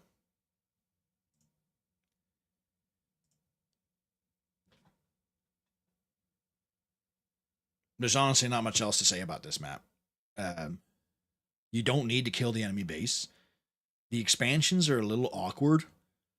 Like all the gold is like, in the expansion islands, there's either trees blocking it or mud, so you can't really expand that easy. If the game gets that long, you can beat this mission with your starting navy. The enemies get subs in this mission. Were there ever subs before this mission? I don't think there were. You're playing this map right now. But like, there's nothing bad about it. It's just a standard macro mission. It's hyper focused on the Navy, which is fine. Like I said, I like Navy. But yeah, that's it. Battle of Crestfall. Now, the next mission is basically Battle of Crestfall, but more interesting. Like, when you really think about it, other than the fact that you need to kill everything on this map, and Crestfall you don't, it's essentially the same mission, just with an extra enemy and a couple extra stuff to do. So, yeah, and I guess story-wise, it does make sense too, because you're basically trying to cripple the Orc Navy in that last mission, right? But in this mission, they still have Navy. So yeah, there you go. That's even more reason to. You could almost put that anti-thematic. And I guess it is annoying where yeah. We'll get okay. So Giggles, I think the cool tier and Navy missions are going to be more in this line because those missions are way bigger. Like having to kill the subs is really annoying. So this mission's pretty crazy. So you get a really important story element. There's two important story elements here: the death of Lothar and the siege of Blackrock Spire. Now, if you didn't realize that the human campaign is not canon in the first game, uh, you're going to be like, well, I was scratching my head as a kid, where I was like, didn't we already blow up Blackrock Spire? And this Blackrock Spire is not a unique building. It's just an orc fortress. You've already blown up several of these throughout the campaign. I always found that a little bit disappointing. They do have demons and stuff. And obviously, okay, so the betrayal, the death of Lothar, I think it's an odd one because you might not even realize that Lothar exists. It happens so fast. The beginning of this mission is so fast that you might not even realize that there was a purple knight that was Lothar, especially because he doesn't have a custom sprite. There's the description of the briefing does paint a bit of a picture. I feel like the orcs should have been like a few spaces away, but like more of them so you can't escape. And the fact that Lothar's uncontrollable, or like he's unrescuable, it's like the first, I think it's the only, Danny, again, correct me if I'm wrong, I think it's the only time there's an ally that you cannot rescue in this. But you don't, like, when I was a kid, I barely even realized that he was a completely separate entity because everything just dies in like 10 seconds, if not less. But now that understand it. Like it didn't, when I was 5, I didn't even realize he was a thing. Maybe when I was like 7 or 8, then I was like, oh shit, yeah, that's Lothar. Okay. That doesn't really detract from anything, but it's quite quick for like a big story beat. Like, and this, I think it's one of the few, other than you getting attacked by other players right off the bat in a lot of these missions. It's like the first time they've kind of had like a cutscene. You could almost argue that that's a cutscene to an extent in this mission. The fact that you start with a camera there, you see 4 knights and a purple knight getting obliterated by a bunch of orcs that you barely have any control over. Although I did save them on my deathless run, except for Lothar, you can't save him. I used to try and cheat because I wanted to see what Lothar looked like and what his deal was. So if you type in "it is a good day to die" before he dies, which is not easy when you're 5 years old, I used to have my sister do it for me. I used to be like, my sister was a much faster typer than I was. So I'd be like, Vanessa, can you press enter, hit "it is a good day to die," and press enter again? Because I want to see Lothar survive. And you get griffins in this mission. So, shit, I mean,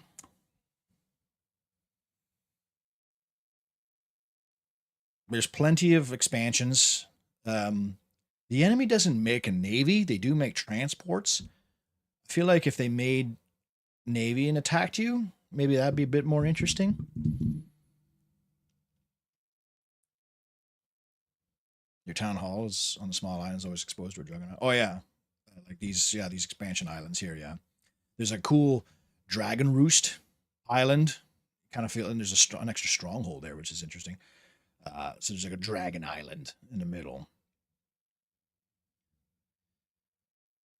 You see demons, and if you have any PTSD from Warcraft 1, you're probably going to think that the demons are the most OP thing ever, but demons in this game are actually like trash. They're like the worst unit in the game. Besides the fact that they fly. And you see, you see naked dwarves getting skid marks on their griffins.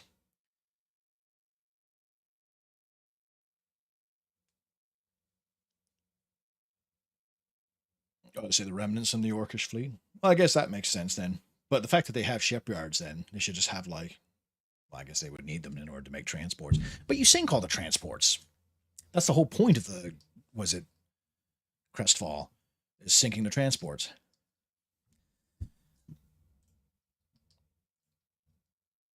I mean, I guess, yeah, it's really trying a lot of stuff there. They you have like a kind of like a quasi cutscene, if you will, with the death of Lothar. There's demons. There's like a little dragon island. There's lots of resources to expand to. So, yeah, I would say put that in S tier. Okay. The Great Portal. This is a miserable level, and I'm not just talking because of challenge runs. Challenge runs in this mission are like this is the biggest roadblock to all my challenge runs. This mission is tedious, mega tedious. So you have an Omaha Beach landing to start, which is pretty kind of cool. The enemy gets blood ogres right away, and you have a really awkward base to start. There's like not really good places to build town halls. You get like 2 gold mines. One's really shallow and one's okay. The enemies attack you with nothing but Death Knights and Dragons. Luckily, they don't create any new units because otherwise this mission would be even worse. So if you do snipe the Black Death Knights, you're in good shape. The enemy Dragon Maw makes... What did we do the math? They could make like 125 dragons or something with all the money they get and constantly attack you. And then there's just... Black is just randomly harvesting oil. And if you are slow, which this mission is a very slow mission, they have the potential of harvesting all the oil on the map, and then you're fucked.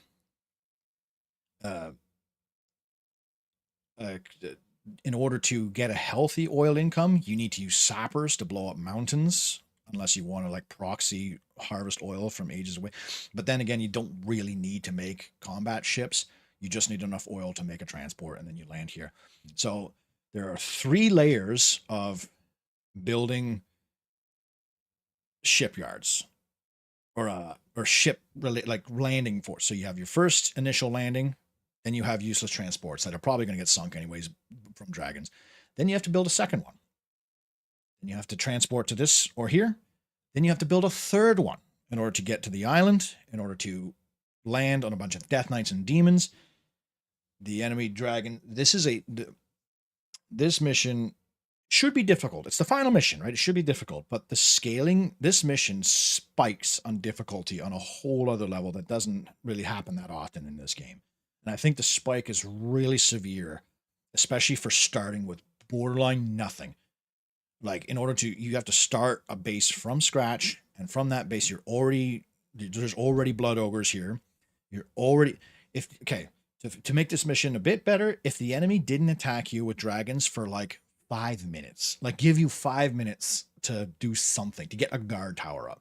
The enemy attacks you infrequently, randomly it seems, and almost constantly. You're fighting dragons the entire time. There's just no breaks. And this second gold mine especially, you have to make a daisy train, like a conga line of peasants. And the dragons are really good at fucking flying through gaps in your defenses. And, oh, okay, I have a healthy defense against dragons. Goddamn Death Knights show up and start death and decaying all your shit and running away, and Death Knights are faster than you'd think in this game. So, like, in order to chase them down is a bit of a pain in the ass. But like I said, luckily, if you kill the Death Knights, they're done. But then, like, Black's just sitting here doing nothing other than the Death Knights. They're just sitting here sucking up the oil. Like, it would be probably too hard if they did attack you with units, but like it feels strange that they have nothing. They just sit there in their base. They tech up to level 7 trolls, level 8 blood ogres, but you can almost completely ignore them if you really wanted to and just sapper through this mountain and get this gold there.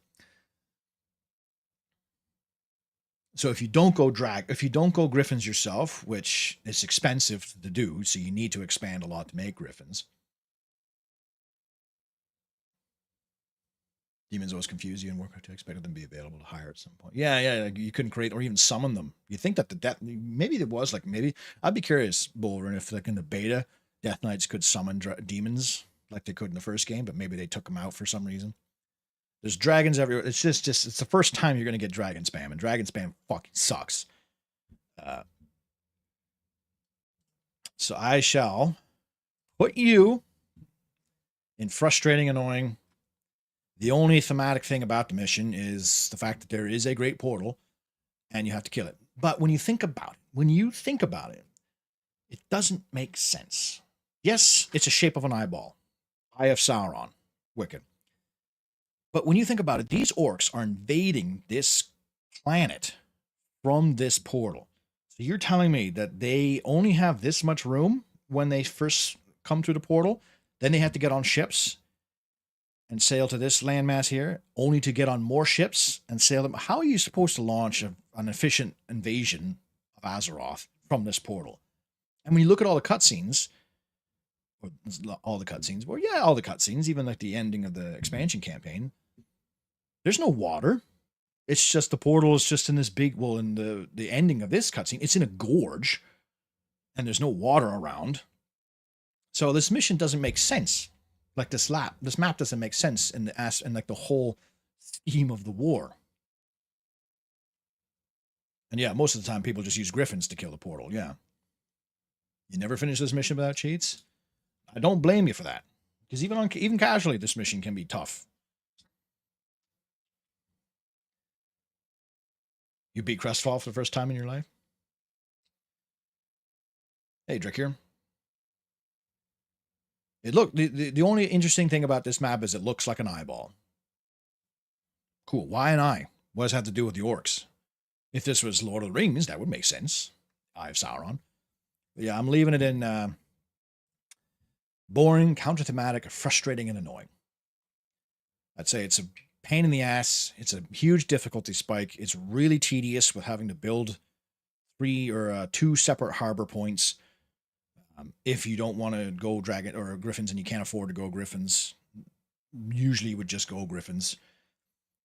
But even then it's kind of boring because you're just making one unit in order to beat the game. I guess you could argue I do that in StarCraft all the time, just going all battle cruisers, but battle cruisers are cooler than griffins. Okay. So now we're on the expansion missions.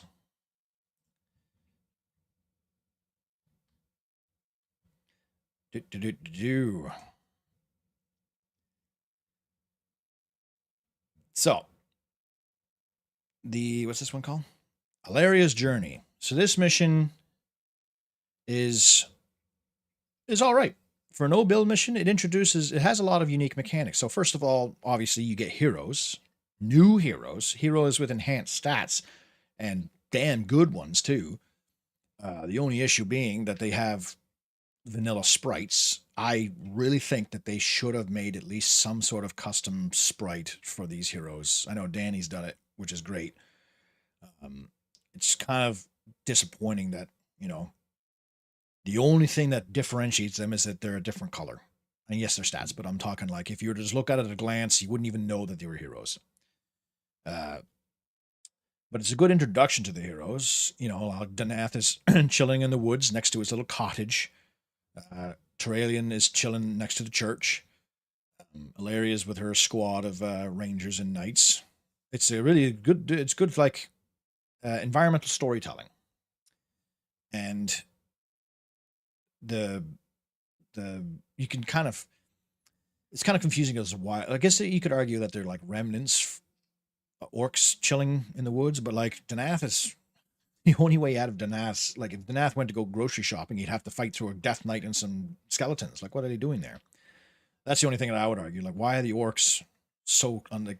Are they counter invading? Maybe that's. Does it say in the briefing? Maybe correct me.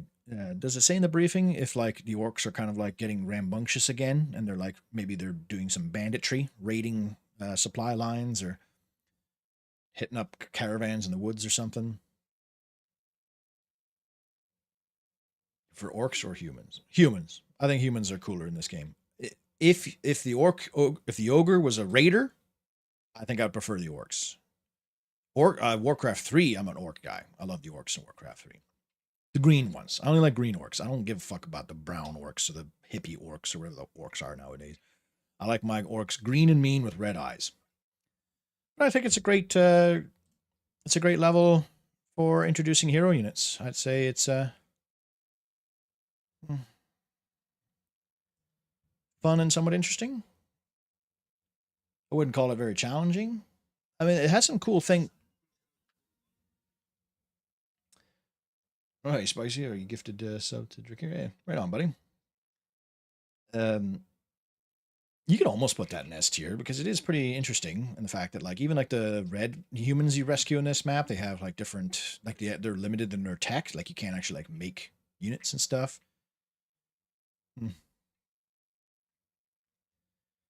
The orc god has a single eye, so maybe it's a D&D reference. That might be a thing.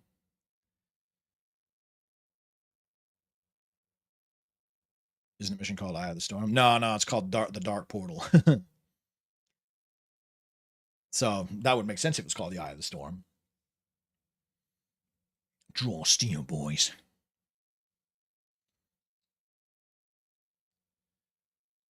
Yeah, right. I didn't like. Well, like, put some pants on the ogres if you're gonna make replace the raiders because the raiders were too cool. Okay. Bop, bop, bop, bop. Battle of Nethergard. This is a really cool mission. It starts off with it's again like the orcs. It's a mirror. So the when you play as the orcs, you play from their point of view of this. Uh, and this mission starts off with your base like you lose the castle, and you have a lot of great options here. I always would challenge myself to just take back Nethergard immediately, and you certainly can with your starting force if you really wanted to, or you can just start where the game intends you to start in this little area here, or you can rush red, which is the easiest one to do, kill them right away, and then you don't have to deal with them. And then you have yellow down here, who does attack you with dragons, but they're not like nearly as egregious as other missions because I don't know, I don't feel like they make more than one dragon roost, or maybe they do, but they don't really attack you with that many dragons. Um, so there's a lot of strategic options here. You can rush for yellow, you can rush for red, you can rush black, you can not rush at all. You it gets hard if you don't rush.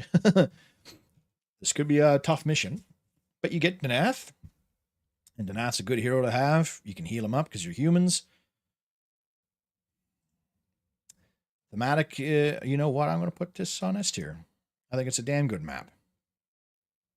You have a lot of strategic options. You have it's thematically really cool. You're reclaiming a lost fortress. If you play as the orcs, you're the one who is taking that fortress. So it feels like an opposing. Remember an opposing force, two opposing force references in one stream. If you remember an opposing force, when you go through the one door and you see Gordon Freeman jump into the portal to Zen, that's this mission essentially. When you really think about it, like when you play as the orcs, you are basically destroying the castle, and essentially you could argue that the moment you come to destroying the last building, Denath shows up. But in the orc mission, you end the mission before.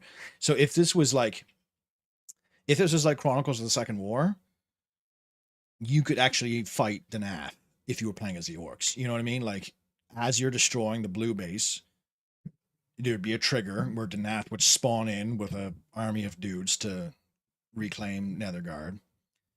And it's really interesting. It's just too bad they couldn't do something cool like that in Warcraft 2. That mission was the one where you got bricked. You couldn't progress as a child. It is a tough mission if you let that. The problem with battle Beyond the Dark Portal, you have to be aggressive. If you just sit and turtle in your base, you probably will lose unless you're really good at defending and the enemy runs out of money, which sometimes they won't because they get really healthy gold mines. I learned when I was younger that you need to kill enemy. In Warcraft 2 especially, it's early game is really easy to kill people. And you'll learn that when you play as the orcs, the Battle for Nethergard, like there's a purple player that's set to the skirmish AI, but he starts with I think like one peasant and that's it. So if you can potentially beat the entire map with your starting force in the orc version.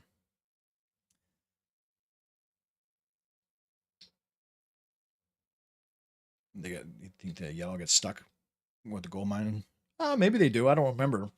They usually were pretty healthy on mine whenever I played. If you didn't save and load, because the save and load glitch was a thing. First mission where you tried runes, fire rings. Rings of Fire, yeah, that's an underrated spell, I think. Especially when the AI uses it. All right, next mission. Wrong one. Once more into the breach. Doing it again, boys. We're attacking the Great Portal again.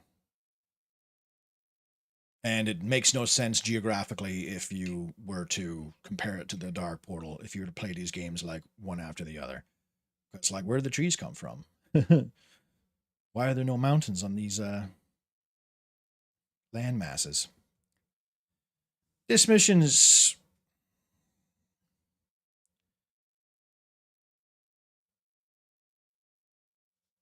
It almost feels like this mission is like too early in the campaign. It's a bit hard. Hard. That was pretty Canadian what I just said. Bit hard, but it's a bit hard for what it is, for only being, what, the third mission?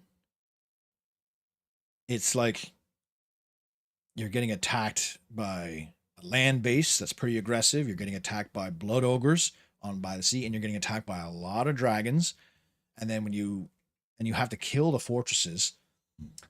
So yeah, maybe this mission would be better if you didn't have to destroy the fortresses. If you just had to touch the portal and knock out the walls with the Death Knights in there, and if you could ignore the purple base, because the purple, both red and purple, make navies aggressively too.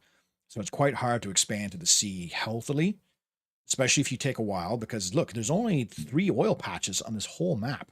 4. But the orcs already control 2 of them, and I know for damn sure that they like this one, because whenever I play casually, I would always be like fighting with this cat. I would build a cannon tower where this tower is, so I could bombard their oil platform. I think it's just quite a healthy difficulty spike, and it's another kind of... There's not a lot of resources on this map, even casually. Like challenge runs, I would always run out of money, but casually, it's really easy to run out of money on this map, especially with how aggressive the enemy gets. But then you also have the point where the enemy runs out of money really fast in these maps too. And then you're just basically grinding against... You're just grinding against a brick wall, trying to get through while dealing with fucking dragons. I might put this... I don't like either of the Dark Portal missions. And that's not the last one, because there's another one. The only interesting thing, maybe I'll put it in his level. Because I guess the only thing it has going for it is consistent in the fact that it looks like an eye, but you can even see them here. The differences. And then there's another portal over here, just the right side of the eye. Yeah, I'll leave it at his level. I think that's okay. It is annoying, and it is quite difficult. And there's a lot of, island hopping if you need the money. The inconsistency of the portal maps bothered me much more than I should have in my last playthrough. Yeah. Especially because, like, yeah, this one is completely surrounded by mountains, but this one it's not. This one looks more like an eye on this one for sure. Yeah. Once more into the breach, you do get Terralion. So, there's something. Beyond the Dark Portal. This one, has a really cool start. In that you start under attack. And it would make sense you would, because you're literally invading a planet from this portal. You can only imagine how stressful it would have been to step out in the portal for the first time. Like you go through the rift, you show up, and all of a sudden you're facing with the entirety of the orc planet in front of you. I almost think that there's not enough orcs, maybe, but also they don't want it to be too hard. But after the start, it just turns into a level.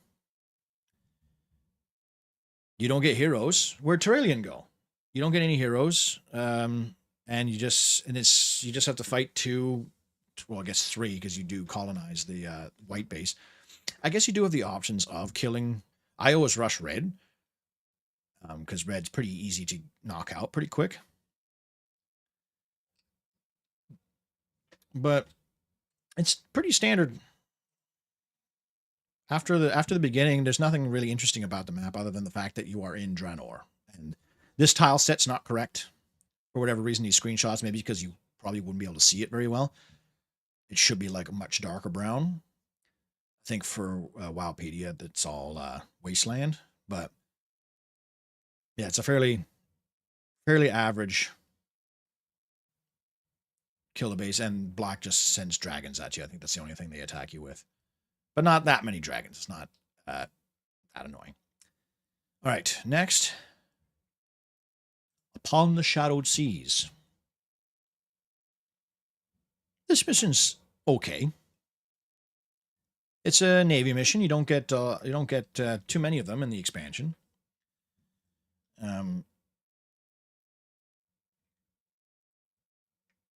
It's kind of cool. The purple island fortress is kind of cool, and it's interesting to break.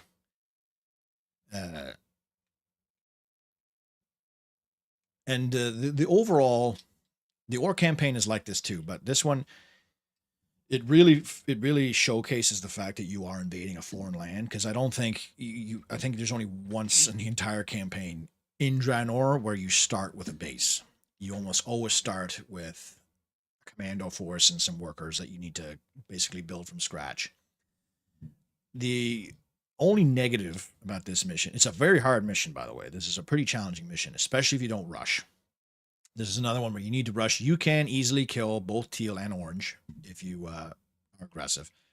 Yellow is super aggressive with their transports, and purple will harass almost annoyingly so. Like, it's very hard to get a navy started on this map because purple will just shell the shit out of you. But there is cheese. See, like I said in my War 1 footman only, the only lumber source that purple has is on a separate island, and they only have 2 workers harvesting them. So if you are tactical and you rush even one transport with a couple footmen in it, you can completely disable purple's base, which gives you options. So for that, I'll put it in fun and somewhat interesting. It should be swamp, but for some reason in this, the maps on Wowpedia and the little pictures, they're wasteland. Missed me talking about human episode 3. Had a lot of bitch about that level. What, the oil platforms one? Orbital strike is actually a good explanation. That's true, yeah. It was an ion cannon beacon he used. And yes, they should be mushrooms and not trees. Yes. It's the wrong tile set. Don't at me. It's what there are in the Wowpedia. That's the pictures I'm getting. All right, next one. Fall of Auchindoun. All right, I've talked about this is Warcraft 2. This mission. It's perfect. It's the perfect level. I would argue it's probably the best level in the whole game. You have a unique objective. You just have to kill one player and retreat and escape. You have multiple ways of achieving that objective. You have multiple start options. You have lots of expansions. There's navy, there's air, there's land. There's secret paths that you can take. You can use sappers to break down the walls in the back here. And, oh, you actually can't even see it. Can't quite fix that.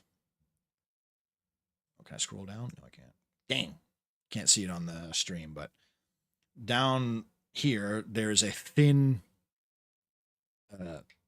cliff wall that you can break with sappers and break into the black base from the south.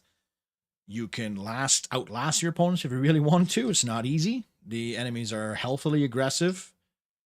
They kind of have their own personalities. Like the black base is all about like death knights and dragons. The purple base or the orange base is all about navy. The teal base only attacks you with landing parties of grunts and trolls because they're the bone chewers. They're like savage orcs essentially. You have the option of you want to kill teal first and settle his base. Sure. You want to settle red base, which is recommended? Sure. If you want to do what I can do, rush and kill orange and just get out in less than 2 minutes, you certainly can. If you wanted to kill black, you don't have to if you don't want to. Yeah, it's a perfect mission. If I was to design a mission for Warcraft or any RTS that has all these different aspects, that's it. You can't get much better than this.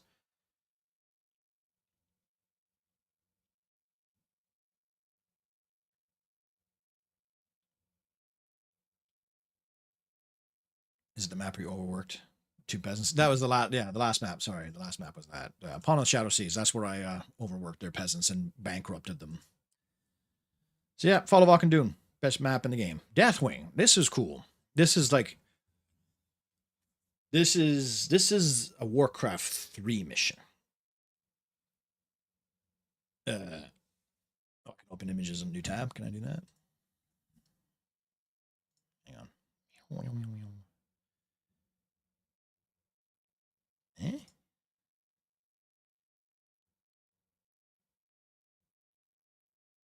Oh, there we go. Oh, well, that helped. uh, Deathwing. This is a Warcraft 3 mission.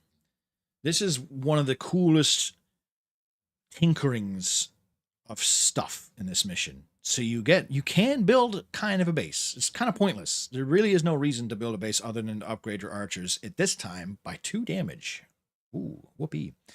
Now I think it's 4, which is actually pretty good. Your tech is locked off, so you can't actually make any combat units besides destroyers. You have this thematic mountaintop, which I think they're trying their best to make it look like a mountain, with Deathwing at the top. Again, it's too bad he doesn't have a custom sprite. Shout outs to Danny Id for having a really big, fat sprite to fight. You can outlast his dragons and kill them while he runs out of money. You can kill Black's buildings in order to get Deathwing to come to you. You can lure Deathwing away and kill him with ships. You can snipe him with Ilaria or Khadgar. You get Kurgan and Skyrie. There's some allies to rescue in this mission. White has a base here for whatever reason. You usually just ignore it completely. It's really good, really cool story-wise. You really feel like you're deep in enemy territory in this map.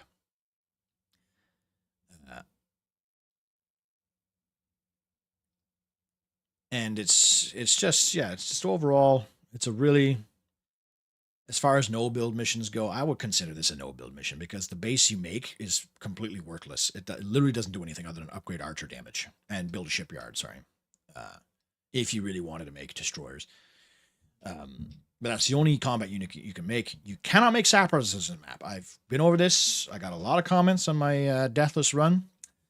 That just use sappers and blow up the mountain to get to Deathwing. You cannot make sappers on this mission. You get like 1 in the prison, I think, if not 2. It's not enough to break through the mountains. I don't even think you can break through the mountains here with that many sappers. It looks like there's paths up. These are Mickey Mouse, mate. They're bullshit. The only negative is that you have to kill the roost. It feels bad when you kill Deathwing because then you just have to sit there and watch Kurgan throw hammers at a building for 30 seconds or whatever. So I don't think it's any surprise that this mission is going in S tier. It's one of the most unique missions in the game. I don't think any other mission really tinkers with that much like stuff when it comes to like boss encounter type of action. There's no like tech locking off and a lot of it as much as that. So yeah, Coast of Bones. This is a really tough and small Navy map. Starts like the other ones. It is a level. Moving on. Like honestly, there's not much to talk about. It's a Navy macro mission, just like every other one. There's enemy ships, there's enemy landing parties, there's enemy dragons. Good shit. Heart of Evil. Okay, this one's really badass. Even the name of it, like, as far as thematic goes, this is top tier. Because it's like, bro, you got all these like rune stones that are on fire, like flaming rune stones. There's dragons. There's another boss fight with Terran Gorefiend. You can start in multiple locations. There's prisoners you can rescue. You can settle the Bone Chewer Fort. You can rush I don't think you could survive a rush on white actually with your starting force. You start already under attack by the undead, so you know you're in uh, like a hell type of area. Whose brain dead response was to use dwarven demo squads to blow up rocks on a deathless run. I swear people not having access to the internet. Well, it's not. It's just they were trying to like, oh, just use sappers.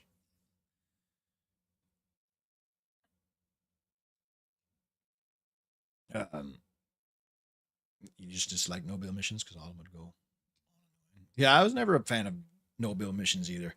Some like there's like one or two, you know, like StarCraft 1 actually has a really good, I think every campaign has like what, one no build mission, maybe two. Like, you know, the installation missions. But yeah, I've never really been a fan of no build missions. But this mission, okay, so this mission in the Heart of Evil, you're literally in the Heart of Evil.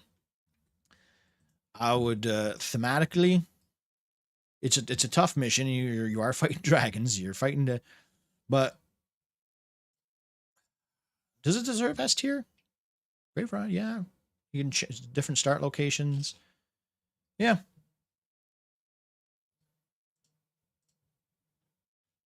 All right, the Siege of Vanguard. This is another. This mission suffers from the lack of technology. This mission could have been even cooler, like I said earlier with Danny, if this mission had like a timer, because it kind of works. It says hold out until the besieging armies run out of supplies or something.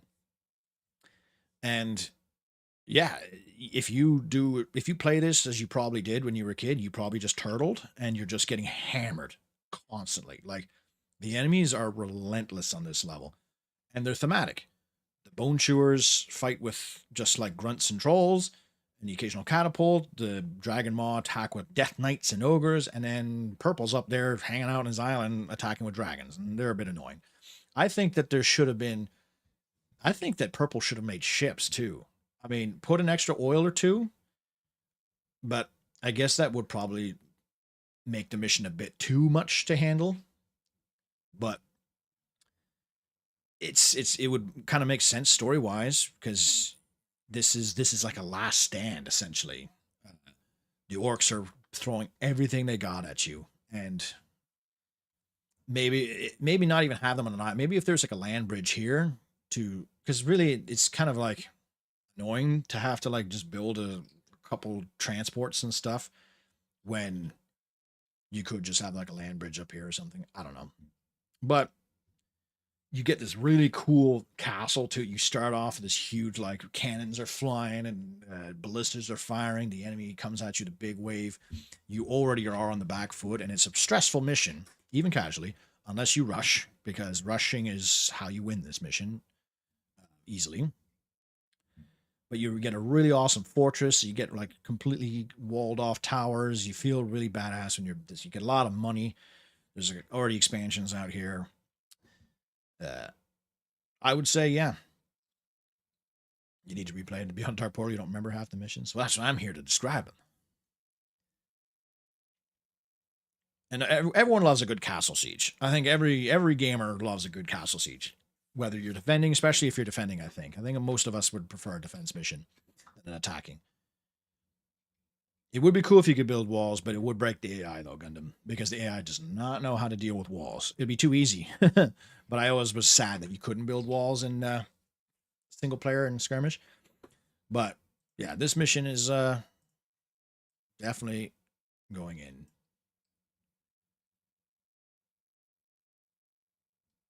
Or should it go into just fun and somewhat interesting?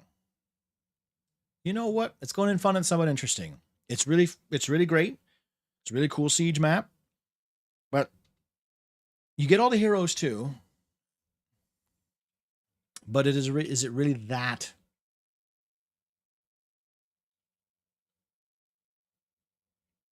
You know, I'm going to leave it in fun and somewhat interesting for now. Because it is a pretty standard macro mission. You just the gimmick is you get a big castle. That's it. I'd say if the game had a timer, maybe then. Otherwise, I mean, this is just a good showcase of how good some of these missions were for Warcraft 2, right?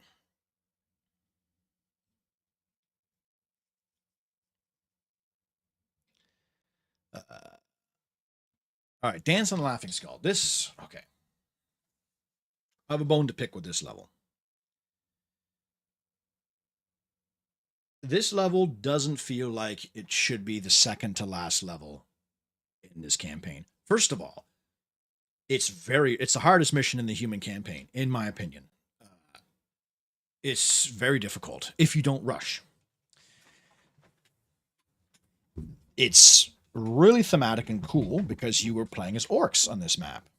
So by that respect, it should get an S because it's already unique enough that it stands out from other missions. It's a weird one because it's really small. This map is really small, and the stakes don't seem that high for the second to last mission in the game.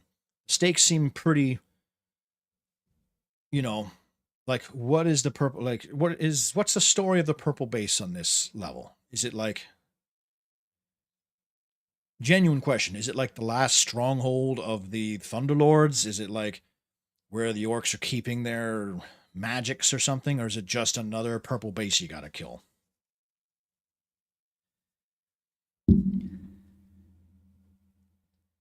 It is cool that it's got a penis. It is cool that you are controlling orcs as humans. That's pretty wild. Like that never happens in the game, other than the orc catapults. But like I'm talking like you're training orc units as a human player, and you get paladins to heal. You get Ilarion, you get Turelian, you get Khadgar, you get all your heroes. It's good shit. But I almost would call this, man, this is a tough one.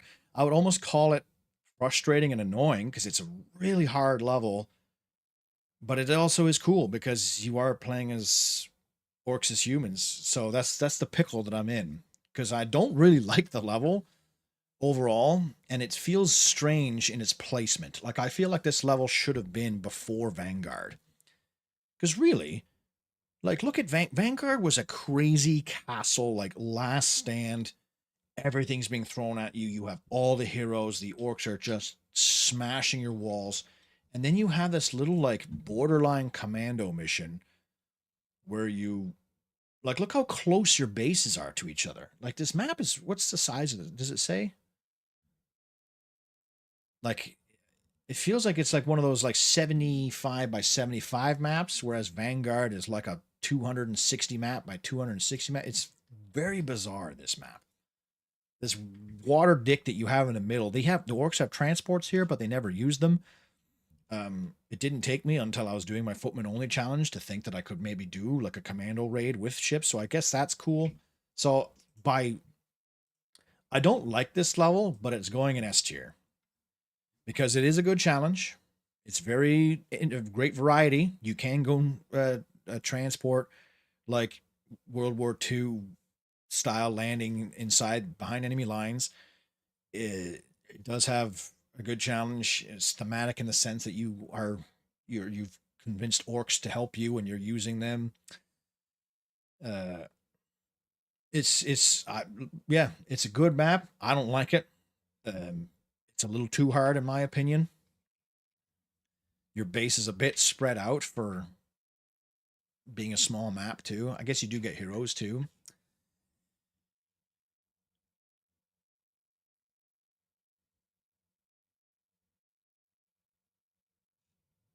Yeah, and in this mission too, like you said, Wolverine, it obviously wants you to kill the bone chewers first, but that's the problem. The bone chewers are annoying. They're not hard. They just constantly attack you. Like I'm talking, never a break in attacks.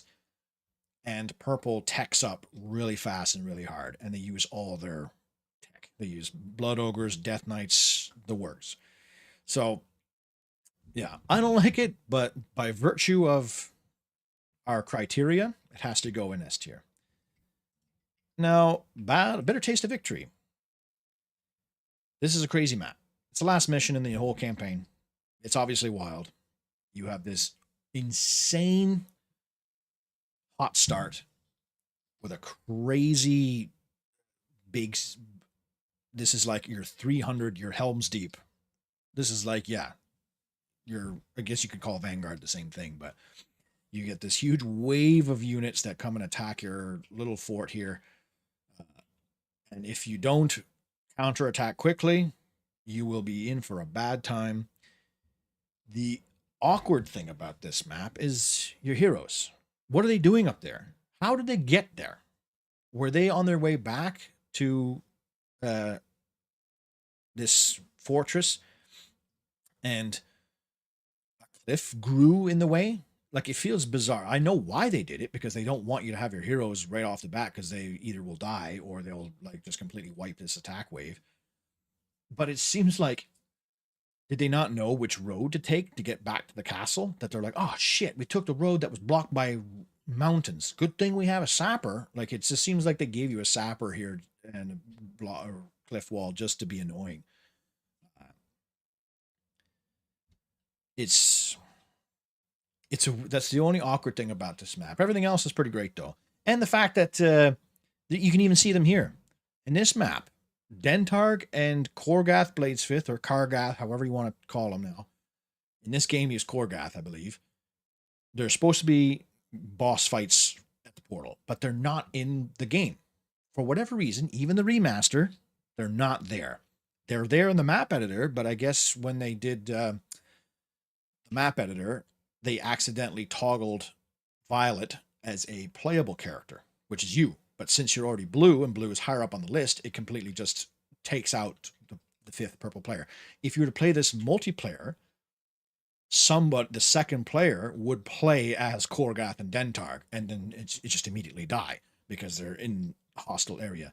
That's the other thing that doesn't quite make sense in this game, is how is white already in your castle? You know, I'm sure there's a book that explains it, but in this respect, it's like they already infiltrated you. They did a Trojan War thing. Maybe they opened the gates to let the bone chewers in. But take away the weird Korgath and Dentarg missing and the weird heroes being stuck behind a wall. It's a great map. It's really thematic. It's pretty hard if you sit in your base. Would I call it an S tier, though? What do you guys think?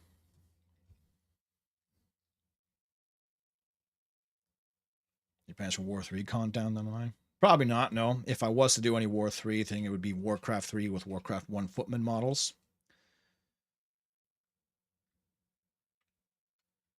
Deathless, that level was a trip for sure. And yeah, if you leave your heroes in the wall, red doesn't attack you. There's a weird trigger on that map where red will stay passive unless you free your heroes. If you want to make that mission way easier, leave your heroes alone. You can use Kurdrin though, but don't destroy the wall. The fact that there's water there too was so great for my Deathless, so I was able to actually like build transports and not have to use the sapper.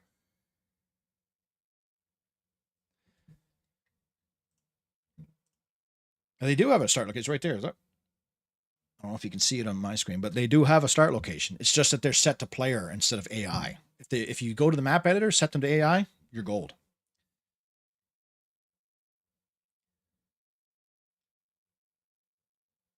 What are those colored rings for? What colored rings?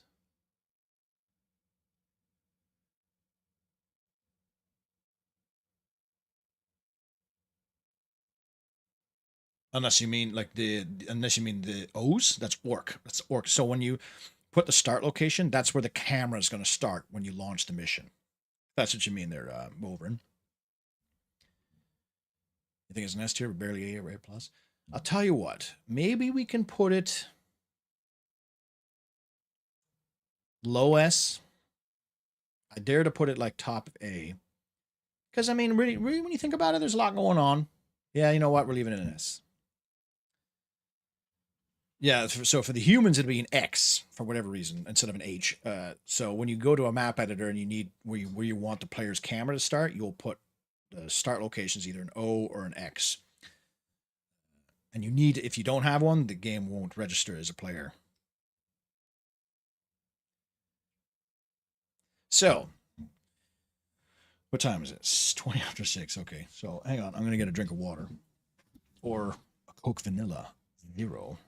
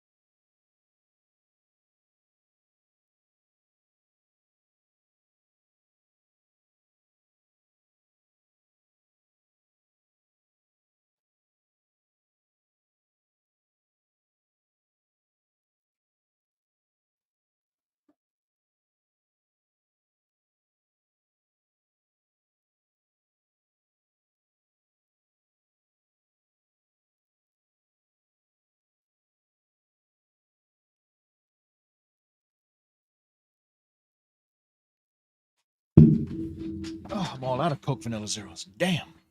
Go to the store and get some more. So I'll have a Pepsi Zero instead. Because my fitness trainer said that Diet Pepsis and Cokes and Zeros are not evil. They're obviously not the best thing in the world for you, but you don't have to kill yourself for having a couple. Oh. Now, yes, Oaks. So the Orc campaign, in my opinion, both Orc campaigns, I feel like are a lot lower in quality to the humans. They do have a good theme of invasion. Just about 90% of the missions are island colonizing missions, or attacking big fortifications and stuff. But overall, I feel like a lot of them are kind of slapped together. So we're going to have a lot less quality missions here overall. And their utilization of heroes is way worse than the humans. But we'll get to them when we get to them. So, tutorial missions, we're going to put them in the same as the humans, because they are literally the exact same. They're borderline the same maps in a certain respects, including, what's this, Tolbarad? Yeah, Tolbarad. So Tolbarad's the first one we can talk about. So Tolbarad is the opposite of the human one, where you're actually attacking Stromgard. Now, the interesting gimmick, or quirk, I should say, about this map is the blue player, you're obviously going to kill him right away. You have to. You have no choice. You cannot build a navy without conquering blue's base. Blue is set to AI skirmish, a land attack. If you leave blue alone, blue will go nuts. Like, blue will build an insane army with the tech he's allowed to have. So he won't make knights and stuff. But if he had full tech, if you were to open this in a custom scenario instead of the campaign where the tech restrictions are erased, he would go straight to mages. Red would do his own thing. He would still attack with like a couple footmen and an archer and a transport ship, the occasional destroyer.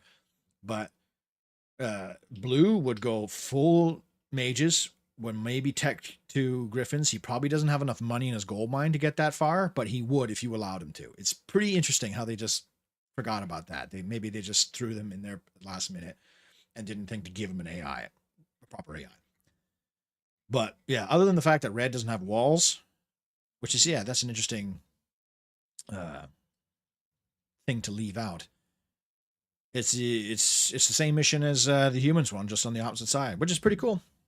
So the only what I would have done differently is have like the starting location of the blue humans down on the bottom left, and had like maybe like 4 footmen there as like scouts to be like, so, oh shit, like they're here. The human force that's supposed to beat me.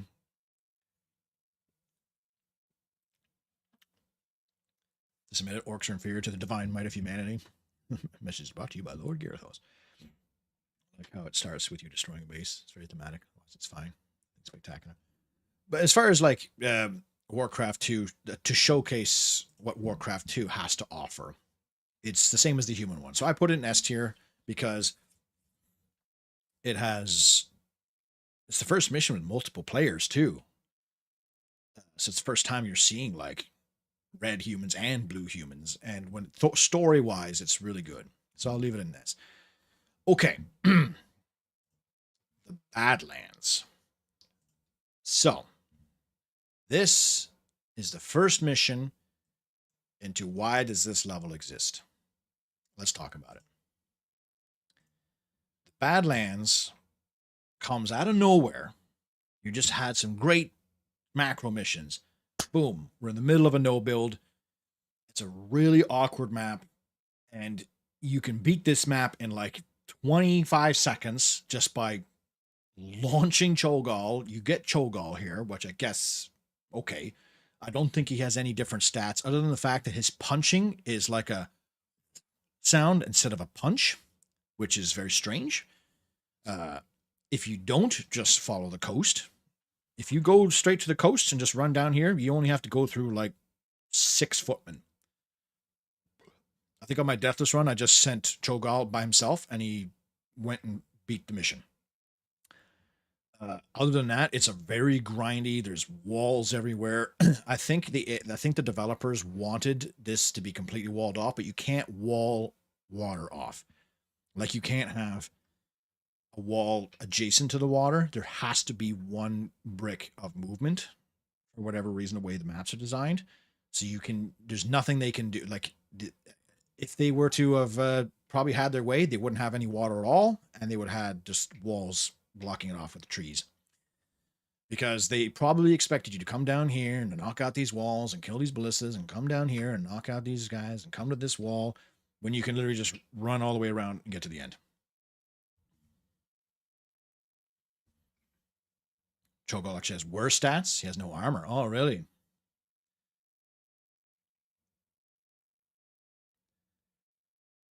Actually, I didn't know that. I know in some of the custom scenarios, he has 2 range, which is pretty unique for Cho'Gall, which is a cool idea, just to make things different. Cho'Gall isn't it? Like, you don't, who is Cho'Gall? You know, that's the other thing. He's the first time you have a hero that you can actually, like, use properly. Like, Uther, you probably don't even use him in Daromir, because he's just going to be in a transport the whole time. Cho'Gall is the first hero that you actually get to use, and, like, who is he? What purpose does he have? The Chronicles of the Second War expanded on that quite a bit. You have no idea he's associated with Gul'dan. You've not even met Gul'dan yet. This should have been a Gul'dan instead of Cho'Gall. So for story reasons, it comes out of nowhere. It completely breaks the pacing of the game because you've been having these wild castle or stronghold sieges and navy battles, and all of a sudden you're in this no build mission where you have a shitload of dudes, and you can finish it in like 20 seconds. I think it's the worst level in the game by far. And it's always a level that I'm glad that you can speed run this level because it's stupid otherwise. So I think it's probably the only level that's going into why does this level exist. But it was a long level though. I talked with Tamplier about this. He's learned from the team has learned that the Chronicles of the Second War, some of the missions go on quite long. I mean, the human ones, some of them did too, but like that mission was quite long, the Cho'Gall mission. So yeah, Badlands, big fart. Fall of Stromgarde. This is a cool mission thematically. You have a little commando start to colonize an island, and then you have a big stronghold mission, to siege. It's pretty fun and somewhat interesting level. Not much else to say about that one.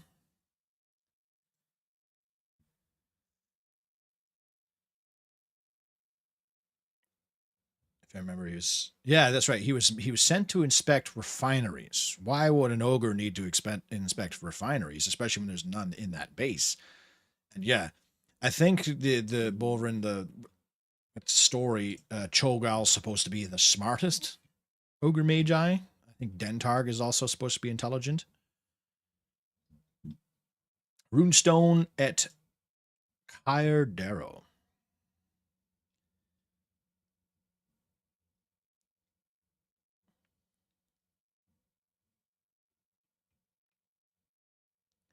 This mission is pretty sweet. I like this mission a lot. It's a really interesting map design. There's a couple extra expansions. There's a lot of oil. You have this big, heavily fortified island base that you have to siege. You don't actually have to siege it. All you need to do is touch the runestone. So you can just send a transport, launch like 4 ogres in there, touch the runestone, you win. And then you have this really, like when I was a kid, I was always terrified of the blue base in the bottom right because you're not supposed to destroy it. So you just kind of assume that it was like crazy hard to break, but it's not. And it's actually a good idea to break it because if you kill this base, you stop them from producing because it's the same player. So if you knock out their peasants and to destroy their farms, they have no farms on their island fortress, so they can't retrain ballistas or archers or paladins or whatever. They do tech up, and this is you get a Christmas tree. This map has a Christmas tree. I'd say that this is and then the runestone actually is important to the story because when you capture the runestone, you get ogre mages. This is what you do to get the technology or the magic, I guess, to transform your ogres into ogre mages. So I think this one goes into fun and somewhat interesting.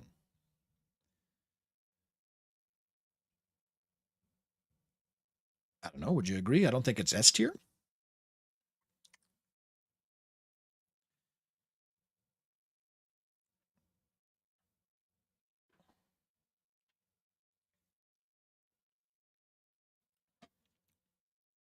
Most intelligent amongst the most stupid is not a high qualification. True. True. What's that? The Family Guy joke. It's like being a dwarf amongst little people. And it's like he's like 3 inches. He's like, can you reach the jam? Yes, I can. He actually grabs it. And Red Wings, you're absolutely right in this next respect because this next mission is just the same mission. The only difference is you get blood ogres. You're playing as Blacktooth, which is interesting. You're actually playing as you rotate colors a couple times. The thing, yeah, in the human campaign, you play as Lordaeron for what, 4 missions, and then you never play as them again, which is a shame.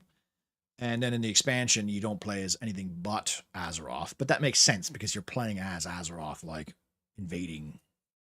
I'm sure the other nations were involved, but I think you're specifically supposed to be Azeroth. Oh my god. But this mission,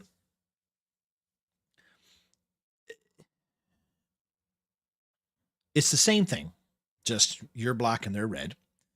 You have an island, a fortified island fortress to breach, and they have a really highly defended like economy base behind it. The annoying part of this mission is the objectives. I'm going to put this mission in boring and counter thematic and frustrating. Your objectives in that mission, you're supposed to build a fortress, the mouth of Tears Bay, and shipyards. Are you not? What are the objectives again?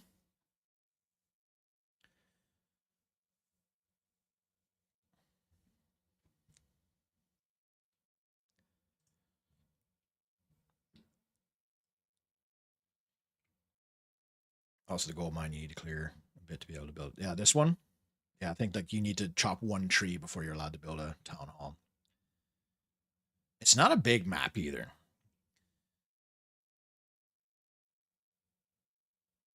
You find that there's always a lumber problem when you're playing the orc missions. Well, the biggest problem with the orc missions, like I like the navy missions, I really do, but the orcs rely on it a lot, and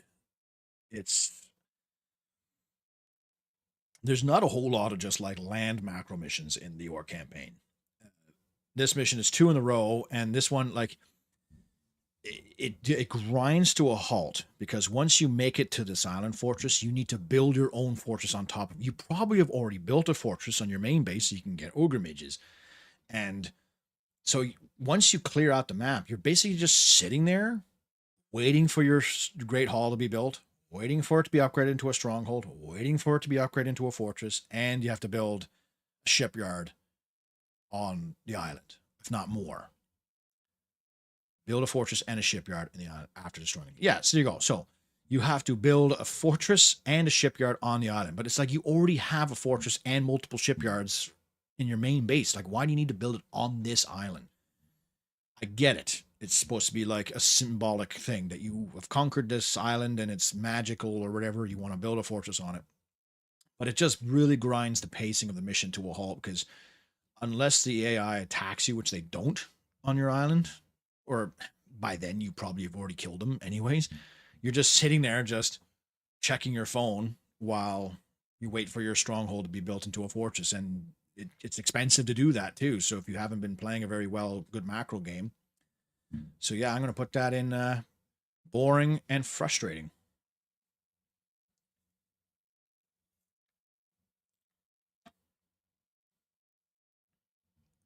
You reverse these two missions. Well, I think the Kyodero one is a bit more interesting because of the fact that there's a rune stone, and getting that rune stone means you are unlocking the magic of the ogre magi kind of thing. I don't remember what the significance of Tyr's hand is, other than the fact that you're just claiming human lands.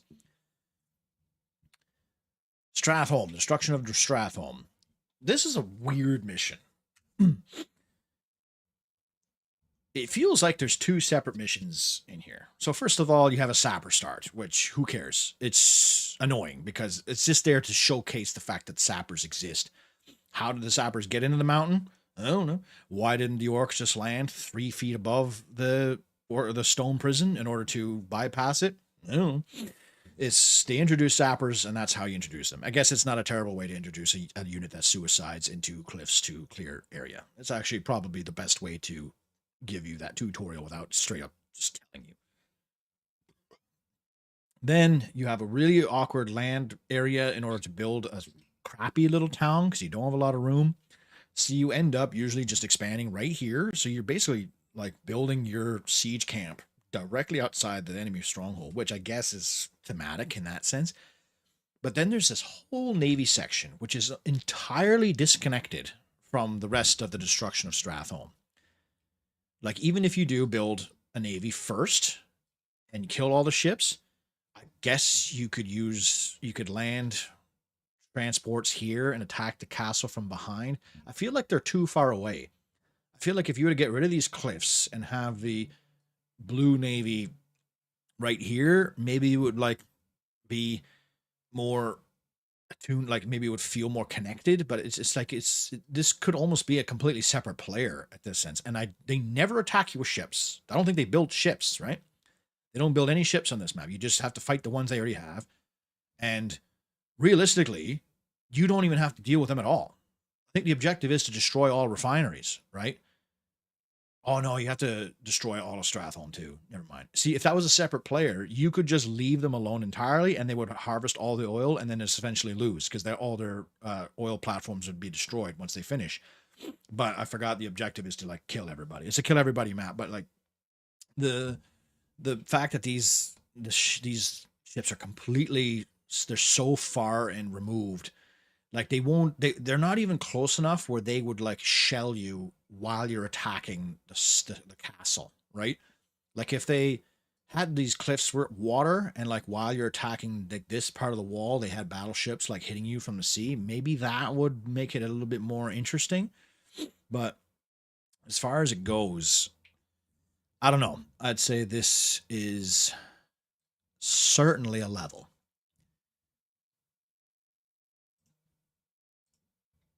Because thematically, you're destroying like a pretty important city, Stratholme, right? It's got kind of strange, the strange like land, like your base that won't look very good. I always like bringing my catapults up here and like forcing the repairs on the back of their stronghold here because you can cheese them that way. You can attack the main gate, which is well fortified. I guess you could land parties back here. The map's too small though. For that. And yeah, I guess you're right. There's not a lot of wood on this map in particular. Yeah. It's a very, you really have to pay attention to your resources because it's really expensive to go Navy, right? So if you decide to go Navy, the best strategy is to just ignore Navy completely, kill Stratholme, take all the resources, and then you can build a Navy, which is boring because then you're just sitting there just like with a big army doing fuck all. Humans, humans get mages in this map, right? I think they do. Yeah, they do. There's a mage tower right there. And the Navy part's not even hard. They only have 3 battleships and a few destroyers. Like you can solo this entire Navy with like 2, maybe 3 juggernauts if your RNG micro is a little off. So yeah, it's a level. Now, battle or the Dead Rise as Quel'Thalas falls. No, it's a terrible way to introduce sappers from a storytelling perspective. It could have been done way better.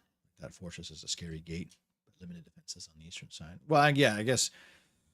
But I guess they didn't want to just do the same thing for the human campaign where, oh, there's 2 cannon towers. We should blow them up with sappers. I guess you could have just had them scout towers or something, but I don't know.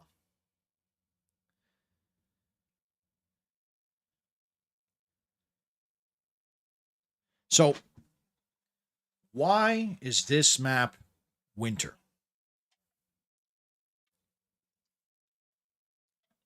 This map should have been forest. You are in the elven homeland of Quel'Thalas. It should be a whimsical forest. Other than the fact that there is a shitload of elven archers on this map, you would never think that this is like the elven homeland.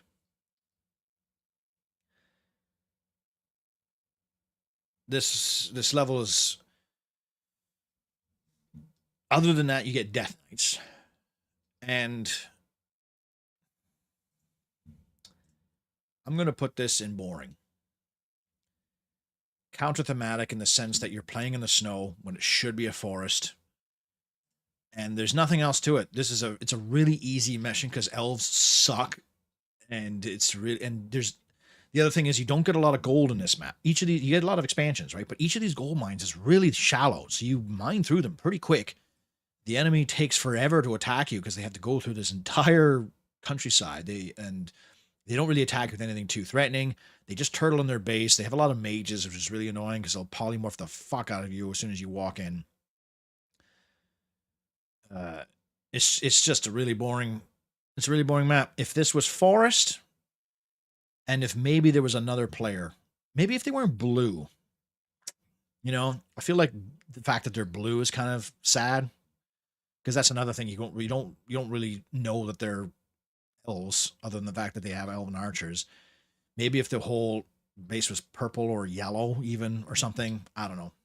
But then you would have like alliance traders. It wouldn't make much sense. I don't know. I always just found this map really boring. Death Knights are bad in this map because they don't get death and decay, so you never make them. Wait, no, do they get death and decay, or do they not? I thought they don't. Correct me on that one. Yeah, right? It should have been a forest. You think of Warcraft 2, Quel'Thalas was actually a very snowy place, you think? Maybe they retconned it later. Even then, I still wouldn't have done this for a winter. I know the last few maps are winter. Whenever you think of elves, even back in the 90s, when you think of elves, you think of woodland and forest. The elves don't seem like they're winter people. They're like, they're frail and, whimsical. They don't have, they wear hoods, sure, but they don't have like the fur on the hoods like Kislev. It is farther north, but it's also like a really magic rich place too, right? I would say it's boring. I wouldn't say it's a fun map. It's definitely not interesting. 'Tis a boring map, in my opinion. The Tomb of Sargeras, or Sargeras, as they pronounce it in this game. I kind of prefer Sargeras.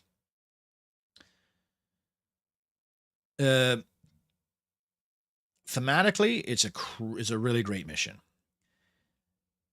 It's a bit of an awkward mission because it's a colonization mission.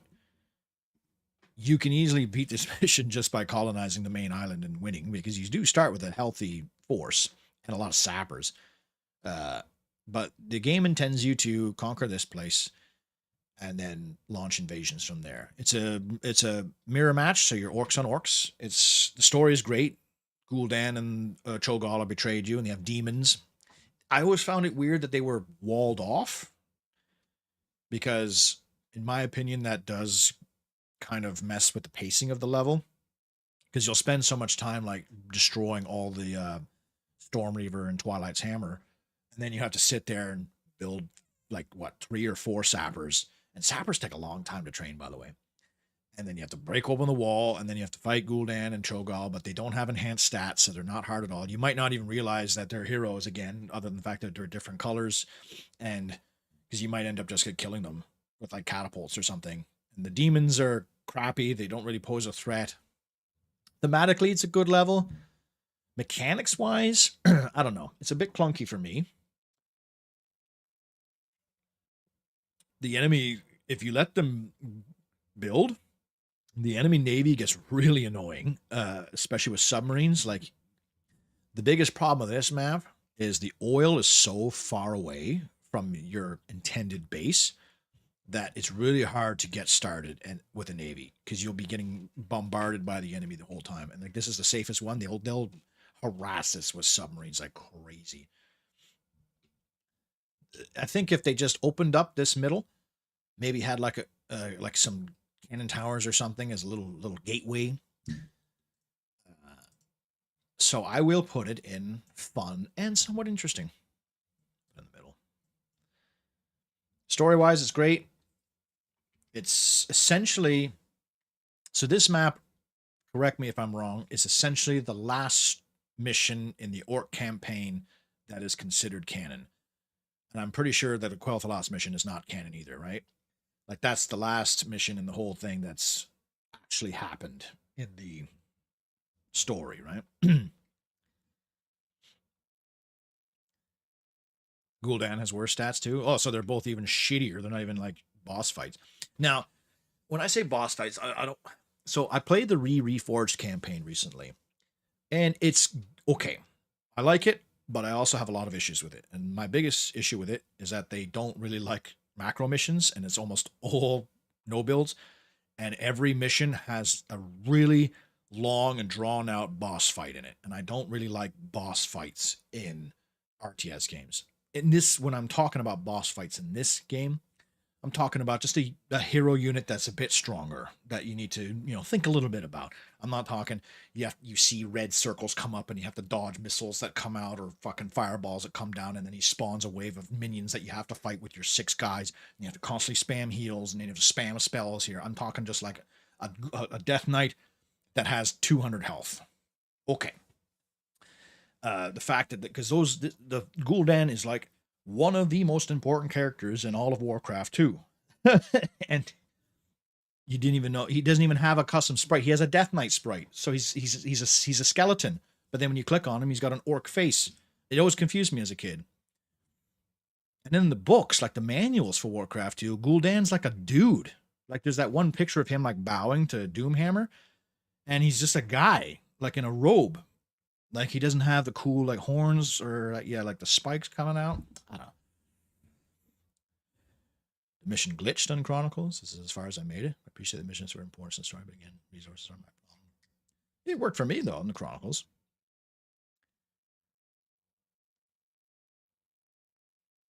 This is the first time you saw the demons, and you thought you could train them. They don't even control well. When you give them to you in the map editor, Wolverine, like, demons are not easy. They're really, they have like a bigger hitbox than they should have or something. They're really weird.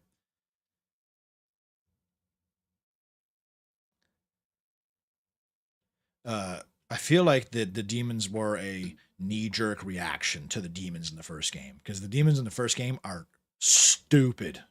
They're stupid how good they are. So in this game, they're probably like, well, they're flying. We can't make. Imagine if they had the same stats as Warcraft 1 demons, but they could fly. They fly now.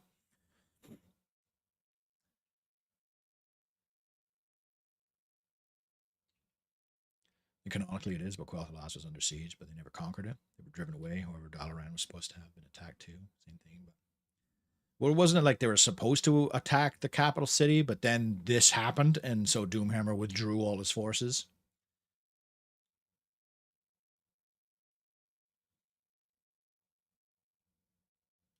They should have had dragons. Maybe. Well, maybe they should. What they should have had was like the camera start on them too. Maybe you should have had a Lothar start. Where you start with like a Zeppelin, and then you start on Gul'dan and Cho'Gall and all the demons, and they all kill your Zeppelin like really quick or something. Maybe they could have had that.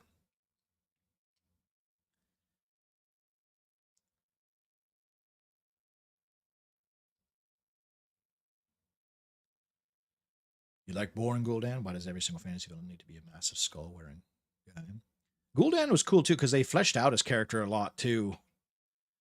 You know how he was like a, a weakling and he was rejected by his clan, and then the spirits like rejected him when he tried to like talk to the shaman spirits.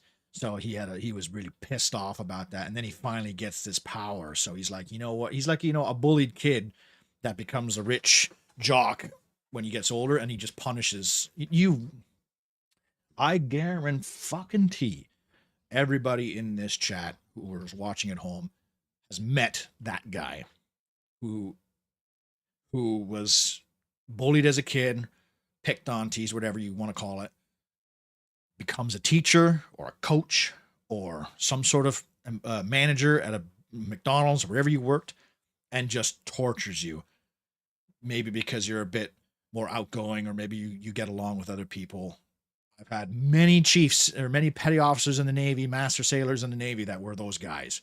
That they get a taste of power that they can't lose because they're in a position of power, in the military especially, and they just pick on the guys that they were picked on when they were young. That's Gul'dan. Gul'dan was the bullied loser, and now he's got the power to suck people's souls out, and he's gonna fight and do it. You know what I mean? Devs definitely overestimated how good flying units were. Yeah, except when the AI has fucking 50 of them. He is a bit over designed now, Conway. I will agree with you on that. Like all the spikes and stuff he has in the movie, he was pretty cool, but again, he was a bit. Well, okay.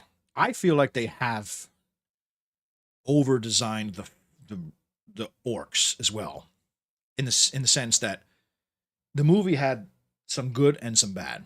So like, you look at these orcs in Warcraft 2 and Warcraft 1. In Warcraft 3, they're green. They have red eyes, green. They look like normal orcs. Wicked. But in the movie and in World of Warcraft since, like, a lot of the green orcs are like mental. How many teeth they have, and like fucking spikes and tusks and piercings in their tusks. Like the fell orcs in even the Warcraft 3 Reforged have like fucking teeth coming out of their bloody eyes and shit, and you're like, these are supposed to be just like the orcs that were. They should have just been green, maybe a bit buffer. I don't know, but I feel like they've and like Gul'dan. How the hell is Gul'dan? No wonder he has a cane. Dude's almost 90% like sinew and like horn. Why would you need to pierce your teeth? I know the orcs in Warhammer Fantasy used to like pierce their biceps and stuff, but that's like just to be tough, I guess. But I feel like they're over designing the fell orcs because they really needed them to look evil, because they just couldn't assume that people would understand that they're green, they're bad, you know. But like Thrall is a normal looking orc, but then you see another green orc, maybe they have had more exposure to fell. I hate the whole fell storyline. I just was happy when orcs were green and they were like, you know what, let's go invade some people. Why can't we just be bad guys? Because we like fighting. They're supposed to be like based off of like so much like Viking raiders and stuff, weren't they? Or other like barbarians that just enjoy a good scrap. Here off, yeah. Oh, I know you. I know we all have. And then he has a weird boxing match where he becomes swollen, and he was actually winning. He didn't need to use magic. He was doing all right. And then he used magic, and then everyone's like, he's cheating.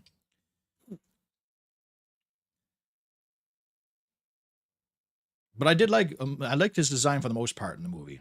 I think the movie's underrated. I really like the movie. Anyways, I guess they did that on purpose to separate them from the 40k orcs. But the fact that they have personalities is what separates them from the 40k orcs. Maybe I shouldn't say personalities, nuance. How not every single orc in Warcraft is just, we need to fight. Because name one orc in Warhammer Fantasy, that's all the orcs in Warhammer Fantasy. It's like the power scaling is bad. The original green orcs are supposed to be just tough, mean, green savage guys, and then they're changing them to make them meaner. Red orcs, yeah. And in order to separate them, to make them meaner, they gave them more stuff, more horns, more things.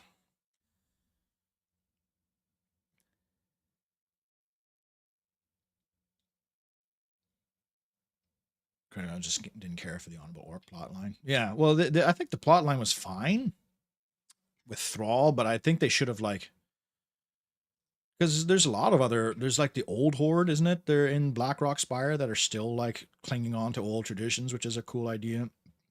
And the whole, excuse me, after Grom Hellscream killed himself, or not killed himself, after Grom Hellscream sacrificed himself, the orcs after that got really lame to me.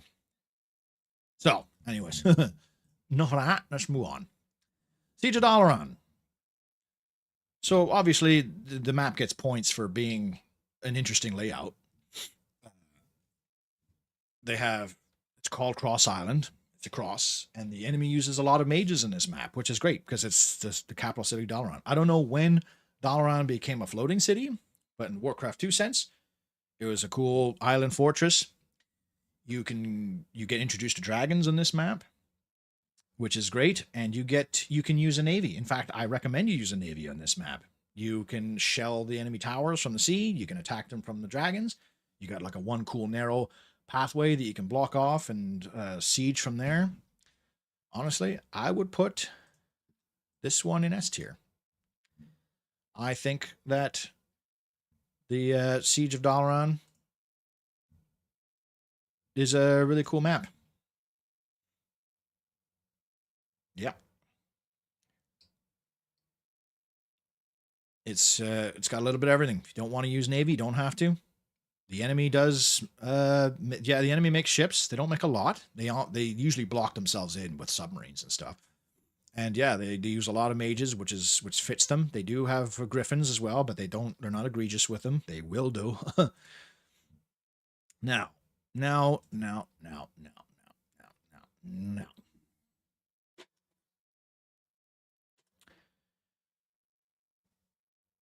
The Fall of Lordaeron. This map sucks. This is the capital of the human lands in Lordaeron. This is the biggest human nation in the world. Lordaeron, correct, right? It's just like, yeah, it's a blob with cliffs. There's no walls.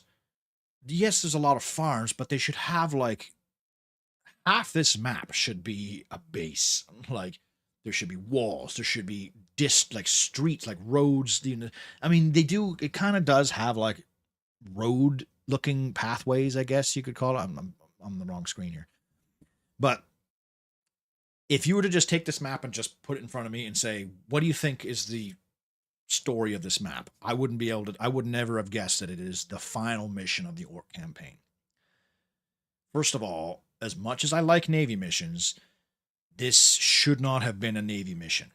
Or at least it shouldn't have been an entire Navy, like an island invasion mission. You get a bizarre double start. It's the only time you ever get a double start in this game. You get more than enough on one island. You get an okay start on another island. There's a random blue Azeroth expeditionary force that's just like on this island with you with towers. Why are they there? I don't know.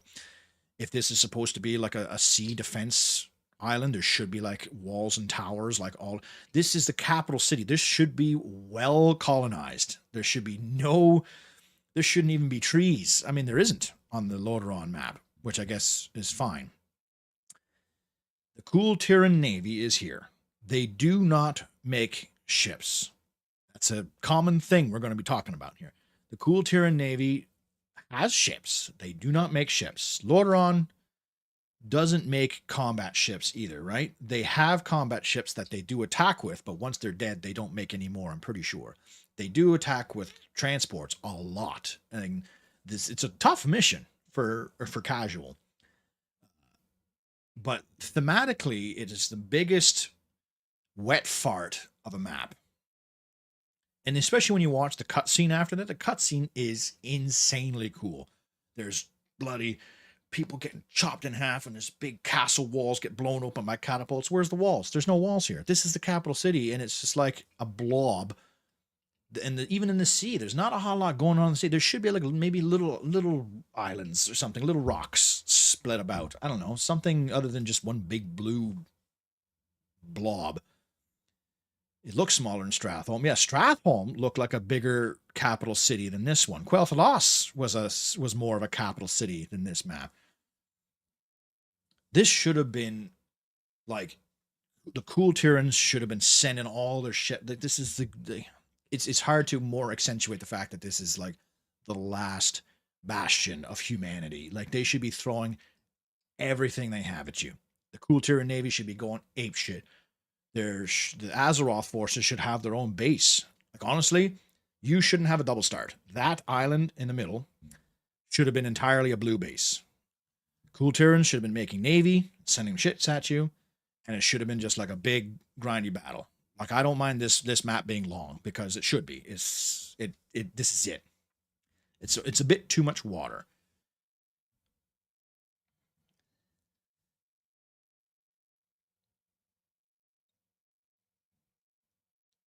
This is an editor ran out of time map. And especially for the last mission, it should be huge. There should be multiple layers of walls. When we get to it, the Cool Tyran capital city map looks more like the final city. Like it looks way more thematic than this map. This map,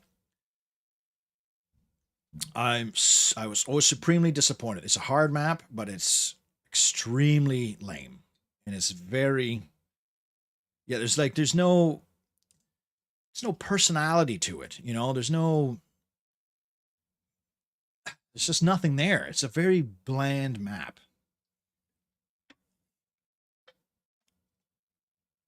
If you switch this and the Dalaran, yeah, there you go. See, like Dalaran, like just compare the two. Look how schematic Dalaran is. They have like, and each cross or each arm of the cross has like a different like district to it. You know, like this one has the Griffin, this one has the Mage Tower, this one has the shipyards and the barracks. This one has the barracks too, but this one has 2 layers, and this one's got the church and the alchemist and stuff.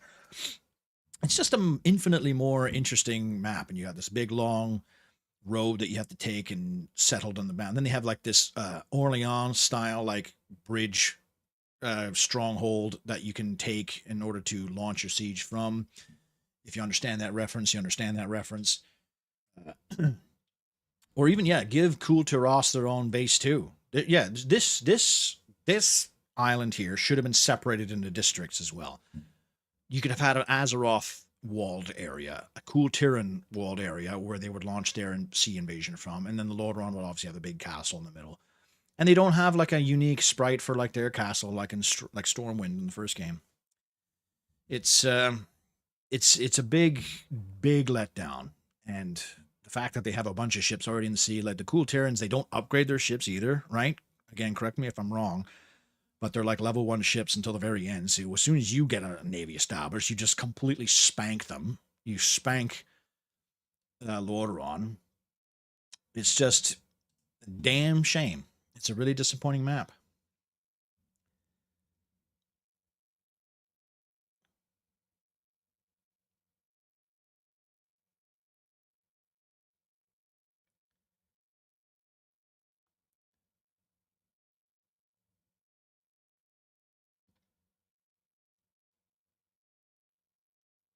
Oh, sorry, I might have missed your message there, Smarsh. Oh yeah, like Lordaeron was like a bigger kingdom than Stormwind, right? Or Azeroth, sorry. Stormwind was just the fortress, the city. Yeah, as Lordaeron has been established, so it was just like refugees taking shelter in Lordaeron, which is why there should be like this would make sense if it was like the first mission of the campaign. Like these are the refugees, the blue refugees, and they had some transport ships or something. I don't know. Either way, big wet fart of the level. Damn disappointing.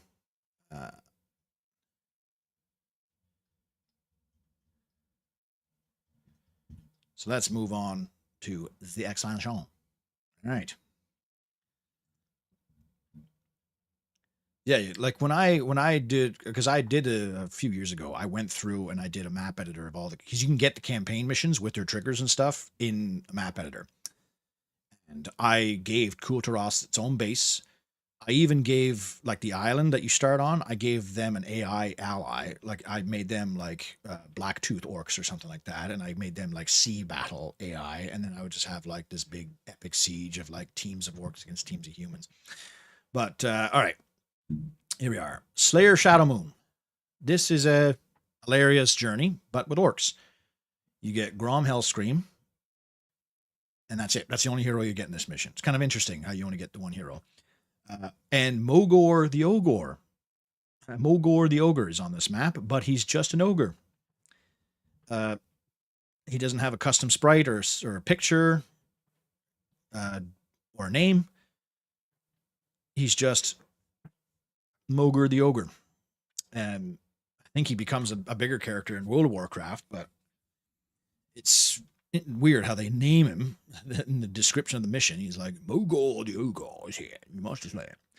The mission is a little annoying because you get a lot of Death Knights. Now, Death Knights, Jesus Christ, Death Knights in the campaign, and especially in no-build missions, are a massive pain in the ass because you don't know they're there until you get close enough to aggro them, and once you aggro them, you're going to get death coils coming in from the black fog of war that just delete your guys, and before you know it, half your army's fucking dead. And the longer you take, the more death coils you have to deal with. As far as an introduction to the orc heroes, you get Grom, who's awesome. So, okay. Let's talk about heroes. I've never been a heroes guy. I always like, Age of Empires over Warcraft 3. I don't mind them. I enjoy Warcraft 3, but I don't like how it focuses so much on heroes. When it comes to like Warcraft 2, obviously in the expansion, they wanted a lot more emphasis on the heroes, but they did it wrong. So the human heroes are fine. They're perfectly fine because you can heal them. You have paladins. Do your thing. The orc heroes, not only do barely any of the orc campaign missions in the expansion feature heroes other than Terran Gorefiend, you never use them because they will die because they're stronger than the human heroes to balance that, but they don't survive the whole map. If you keep using them in the fights, they're going to eventually get ground down and killed. And the orcs have no way of healing. To fix all of that, all I would say is to give orc heroes regeneration. Even the troll regeneration rate. It's not long. It's slow, like really slow regen, but enough that in between attack waves, maybe you recover 10 or 15 health. And if the mission goes on for ages and you're really stuck, you can just let your heroes chill. They'll heal up, give them in. It would make you want to use the heroes more because the whole gimmick of the Beyond the Dark portal is the fact that they added heroes to the game. But you never use the heroes because you're always afraid of them dying, because as soon as they die, you fail the mission, right? Now, instead of having them like resurrect at your town hall or whatever, just give them regen. It makes you a little bit more tactical with them, but you also will still use them because you usually use them for the first, like, the beginning of the mission, or in the no-build missions, you use them, but then you never use them again because they just end up getting down to red health, and then you never want to put them in combat, and then they maybe get sniped by a griffin or something. That's the biggest problem with the heroes in Warcraft 2. That's how I would fix them. You don't need to touch the human heroes. If you really wanted to, give the human heroes regen too, but again, make it really slow, not like obnoxiously fast where like you can solo entire missions with heroes, because you already can. I've proven that. But the orc heroes especially, they have their fell, their magical, whatever the fuck, whatever excuse you want to give them troll regeneration. I think it would fix the problems. Because then you don't have to change mechanics. You don't have to like add the mechanic of heroes resurrecting at your base or whatever. And you don't have to worry about leveling heroes up or whatever, because they'll still get upgrades from the blacksmith or whatever. And just make it so orcs regen. Just the orc heroes. You don't need the orc units to regen either. But I would say every unit in the game should heal very slowly, just like Warcraft 3. All units heal in Warcraft 3 very slowly, but it happens. Oh, excuse me. That was a big rant. Heroes are done a lot better in Warcraft 3. Warcraft 2 heroes are not done very well, especially. Yeah. And like the heroes in Warcraft 3 are great if you like hero gameplay. I'm personally, I'm not as big a fan because I think that heroes are too important in Warcraft 3. Whereas, like, if you have an army with no heroes and they have an army with one hero, your army will probably lose. Like, this mission, Orc 14 actually had a human blue camp. Blizzard did not enable them. They had a complete AS script for blue, which was never used. Well, they didn't have any, like, production buildings or peasants. They're tended to attack with transports and paladins level 7. Yeah, right? Just like regen. That's all you need to give them. If you can't lose a unit, you need to have some way of recovering its health. Yeah, and especially because orcs don't have healing at all. Like, or give them a heal. Like, something simple like that. One hit point every 15 seconds. It seems reasonable even for him. Yeah, because the troll regen's dog shit. Especially for trolls who die in like 3 hits to any weapon anyways. So having just, yeah, 1 hit point every 15 seconds, I think that's totally reasonable. Orcs don't heal in Warcraft 3? Really? Are you sure? Grunts don't? Huh. That's actually interesting, because I was playing the human campaign recently, and the humans certainly do. Albeit slowly.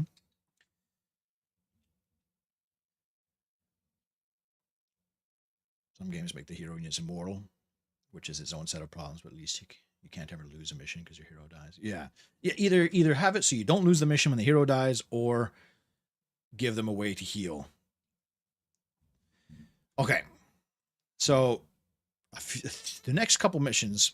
So Skull of Gul'dan.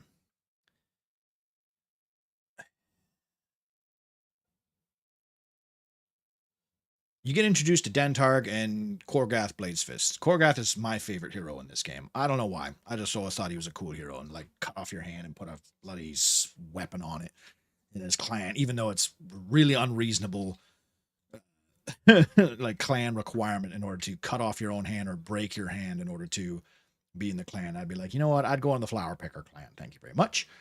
They're great. They're cool heroes. Dentarg. I wish Dentarg got more of a spotlight.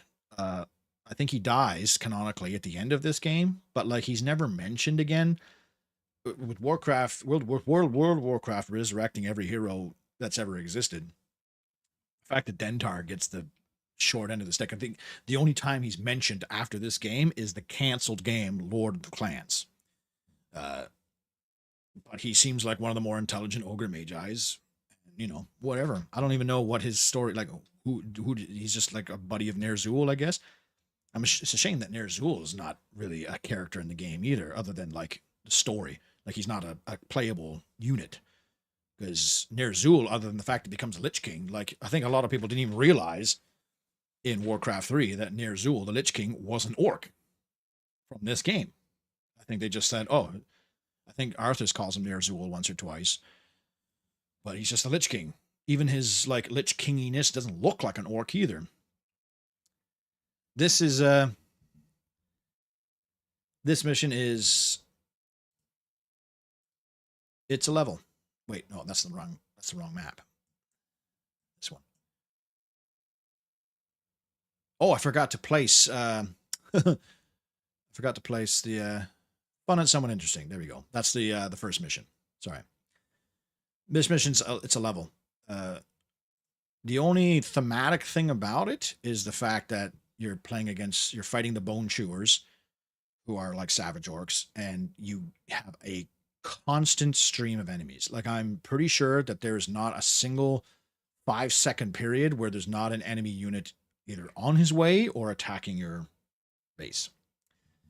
And luckily, that's never a big threat. They only ever attack with trolls and grunts, which is like kind of thematic to them. They're primarily an orc. It's the fact that they have ogres is kind of anti-thematic, right? Because they should be raiders, if anything. Like this should almost be an entirely green army, you know, because the savage orcs to me seem like they're kind of like a segregated bunch. And yeah, they kind of have the Dune Algaz 3 bridges. But other than that, there's nothing really going on in this mission. It's really easy. Like you have your full tech tree and they do not. I don't think they get even, do they even get a stronghold? I don't even think they get like full upgrades. So they're really easy to bang out.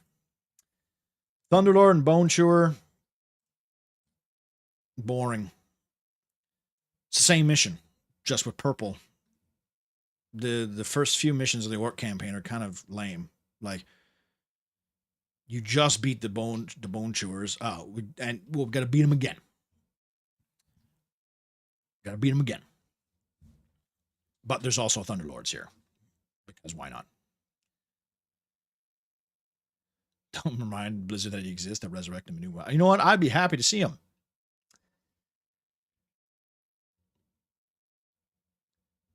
Like how they have thematically the dumbest AI attacker groups at two. Yeah, right. Because they're just a bunch of basically like tribal warriors.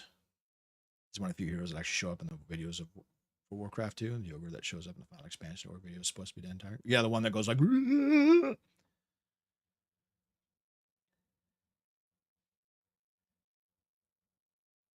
It's like Wrath of the Lich King. Here's Wrath of the second Lich King.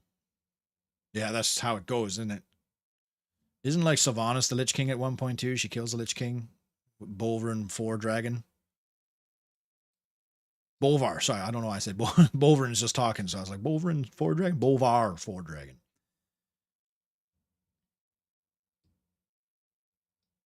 Oh, the Draenor, the map itself looks awesome. Like the dark and like the vines. I wish every map had some sort of like environmental effect on your buildings. I used to love just like playing custom maps with the different buildings to see what the vines look like and all the different colors too, like the black humans, which are never featured in the game, or the yellow orcs.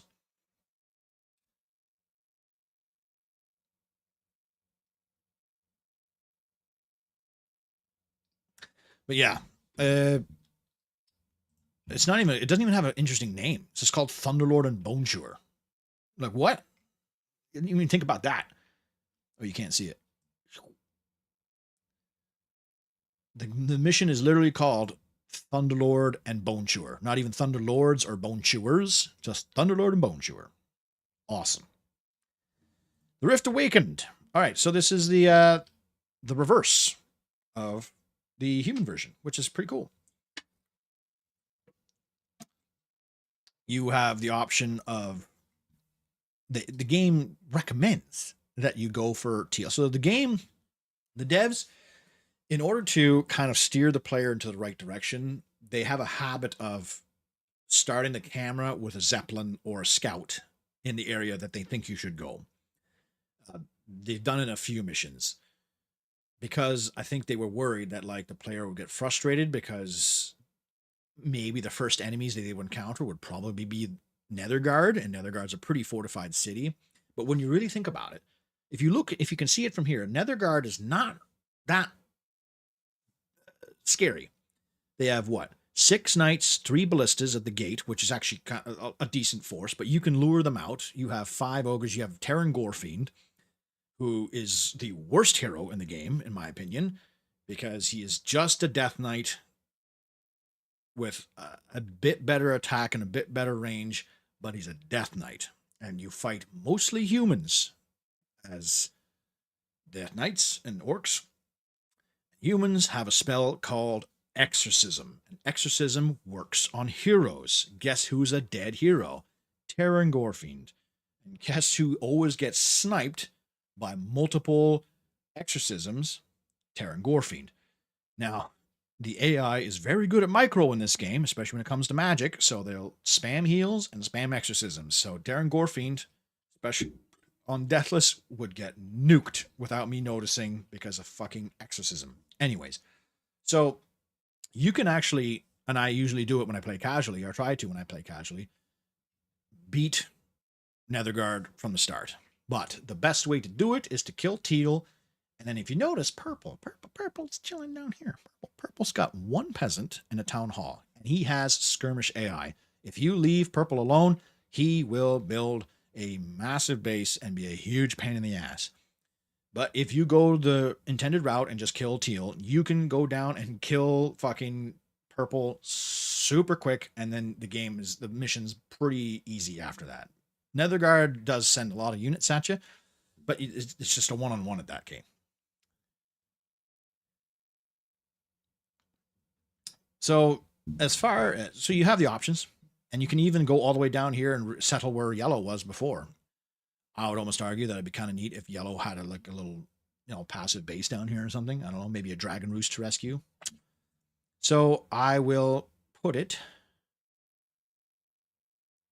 I know I put the human version in S tier, but I'll put this one in A tier because you don't it's not as exciting. Like the start of the human one was cool because you start like the castle was getting destroyed as you start, and then when you get in there, like the walls are broken down. There's like gaps in the gates and stuff. If you really boil it down, other than story wise, it's just a big killed all the enemy bases map. So I'll just leave it in A for meow. Now, Dragons of Blackrock Spire. I don't like this map. This map's weird. This map, it says the dragons went into hiding, I think, after the war, but they're quite surrounded by a lot of humans. This is a no build mission disguised with a macro mission, and it is extremely easy if you know what you're doing, because the blue base is but 5 knights away. There's like 6 knights in his base, but you start with a pretty healthy force. You don't have heroes on this map at all. This could have been a Zul'jin map if you had Zul'jin. Also, sorry, we didn't talk about Zul'jin. Zul'jin existed in the second mission. He has the same stats as a troll. Never mentioned again. He should have had Ilaria stats. Whenever I do custom campaigns, or not custom, but when I edit the main campaign, I'll throw Zul'jin in a mission or two, and I'll give him Ilaria stats, and it's really great. Anyways, the only frustrating part of this map is purple will send griffins out the fucking ass at you, and griffins are just as annoying, if not more so, than dragons. And honestly, you can almost, if you get lucky enough, you can probably beat this mission within 20 seconds. I think we tried it, did we not? Where we just launched all of our troops up the area. You can go up here and go around these trees, past these 2 guard towers. All you have to do is touch the dragons and the dragon roost, and you win the mission. That's it. Or blue has buildings out here. What you can do is you can kill all these units, kill these 2 towers, and just set this farm on fire. And if you set this farm on fire, blue will send a daisy train of peasants to their deaths, and you can just grind them out of resources that way. I think Red Wings, you did that yourself, didn't you? When you did, was it Trolls Only? Hey, Drescale.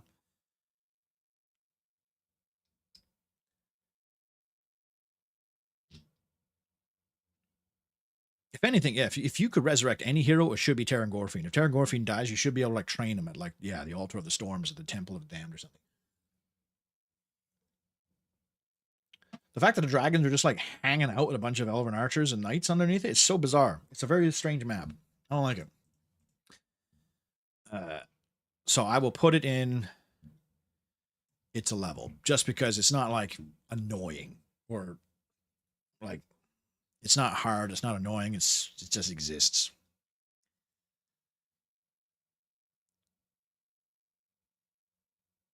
But if you play it, if you play it casually, it's just a standard macro mission, really. It's a lot smaller than it looks.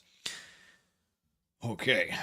So, New Stormwind. This is the hardest mission in the entire game, I would say. Not even just for orcs. Orcs and humans. This mission is brutal. The Cool Tyrans, which they should not be Cool Tyrans, this player should be, who should they be? Purple? Purple would make more sense than teal. Teal has a griffin base walled by cliffs with like almost an unlimited gold mine. So that means you will be bombarded with 2 griffins at a time, if not more, the entire mission until you shut that shit down.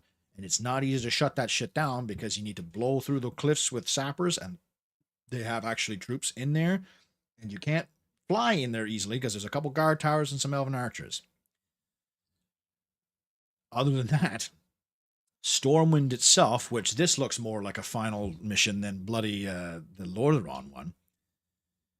This mission, the humans send mages and paladins like crazy. They upgrade all their shit to full. They upgrade their ballistas to level 3. They upgrade their rangers to level 7. They bombard you with blizzards and fireballs. They polymorph the shit out of you. If you leave the blue alone for a while, they will be such a hard nut to crack unless you make like 20 dragons and send them in.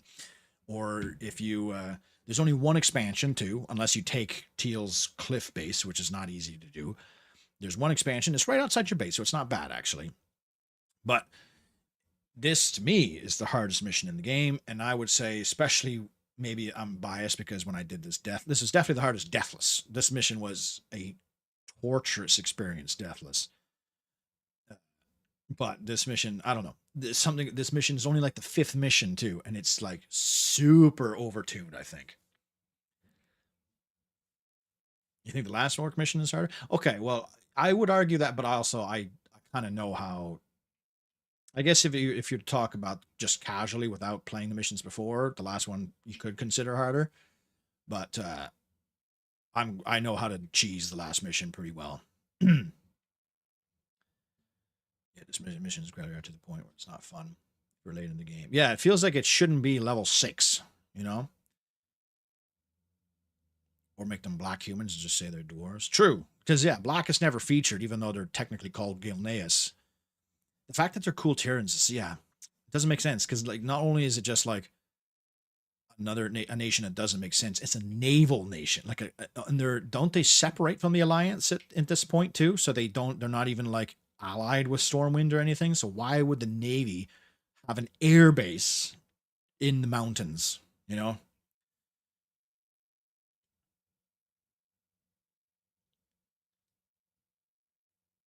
You gotta go to work. All right, there, Gills. Thanks for hanging out, buddy. But I guess you do have a decent amount of resources from which to. I think they did it on purpose because this mission would have been a fucking nightmare if you didn't have enough resources. So honestly, I would almost call this frustratingly annoying. You know what? I'm just going to do it. It's my list. I can do whatever the hell I want. Whatever, I do what I want. I'd say it's too early to be this hard in the campaign. It's not even, it's the halfway part in the campaign, and it feels like it's like a finale mission to me. Next mission, the Seas of Azeroth. This mission sucks. This mission is the antithesis of what it should be. This mission tasks you with destroying the Kul Tiran Navy. For those who don't know, Kul Tiras is the nation that is basically supplying most of the naval forces to the human alliance. This is the mission where you're supposed to destroy the entire Kul Tiran Navy and knock them out of the fight so you don't have to deal with their navy. Thing is, they don't make any ships in this map. They do. I believe I've seen them make ships only when you kill all their other ships. They might make one or two with their main. They don't ever attack your coast with ships, at least in my memory. I don't believe they did. They mostly attack you with griffins. Again, and I know you're saying the the second largest air force in the world is the U.S. Navy, and I think the third largest air force in the world is the U.S. Marine Corps, is it not? But this is the Kul Tirans we're talking about here. Not only are air not really thematic for like a fantasy medieval race, but they're dwarves too. So, okay, so the Kul Tiran Navy is employing a lot of dwarves in there. I know they're using dwarven cannon and stuff, but we're splitting hairs here. They're using, yeah, this should be like flying machines, if anything, you know, that have the same attack, but they don't. it's almost entirely water, which is not a problem. The biggest problem is that you have to go hunting for fucking submarines after. Destroying their base is not enough to win the mission. You need to destroy every single unit on this map. I'm pretty sure you need to kill blue too, and you should kill blue because they have a gold mine that you should take, and blue is really annoying in this level. And they have the Cool Tyros has, you can count them right now, 1, 2, 3, 4, 5, 6, 7 submarines, 8 submarines that I can see. 8 submarines, and they don't just like hang out, they sail around. So after you kill all the enemy units, you need to go hunting for submarines. And I hunted submarines in real life. It's not fun, and it's not fun in a video game either. I hunted a Russian submarine for 28 days in a row on my first tour overseas. No laundry, no flushing toilets if it was number 2, because the sound, they couldn't hear a 4,000-ton diesel engine, but they could hear me taking a shit. So I don't like hunting submarines in real life. I don't like hunting submarines in a video game. So that's what really annoys me about this mission. Thematically, it's incorrect. You're fighting the Navy, and they don't actually like make a Navy. They have a shitload of ships to deal with, but it's all just like pre-placed. No heroes either. You don't get a hero. There's no hero ships, you know? I feel like Warcraft 2 could have had a hero ship for each faction, you know? Admiral Proudmoore. Me. I'm literally Admiral Proudmoore in Chronicles of the Second War. Admiral Proudmoore could have been a hero ship in this game. That could have been pretty cool, actually. You know what? That would have fixed this map.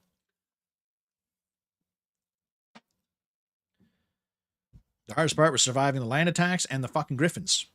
But you can kind of knock the griffins out once you just got to like skirt a transport off the top of the map or get a couple dragons.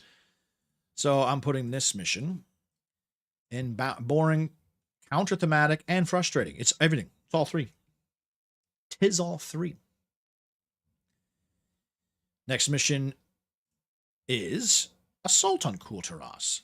Now, again, this mission tasks you with destroying the Cool Tyran Navy, but they don't make ships. At least I never allow them to make ships. You can kill their navy with your starting force quite easily too, I think. And then this is a pretty land heavy. This looks like the Fall of Lordaeron. This looks like this should have been the last mission of the vanilla campaign. This castle looks awesome. And again, it's got stupid griffins in cliffs, like behind mountains, for a Cool Tyran Navy map. What I think they should have done is they should have taken off all of this pointless grass over here and moved this operation, if not made a second operation here, and had them actually launch ships at you from their base. Now, correct me if I'm wrong, but even if you don't kill their navy base, they don't make ships, correct?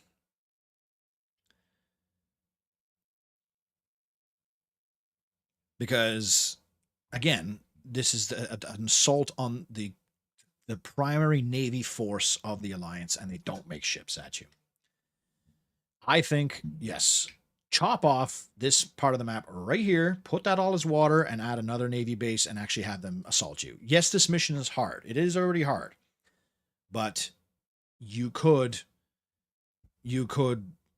just, you already had assault on New Stormwind was fucking hard.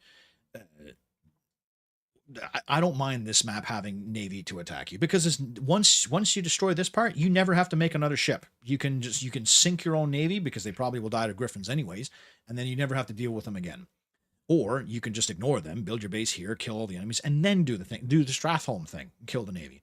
And since there's no water here, you can't utilize your navy to help cripple the Cool Tyran base.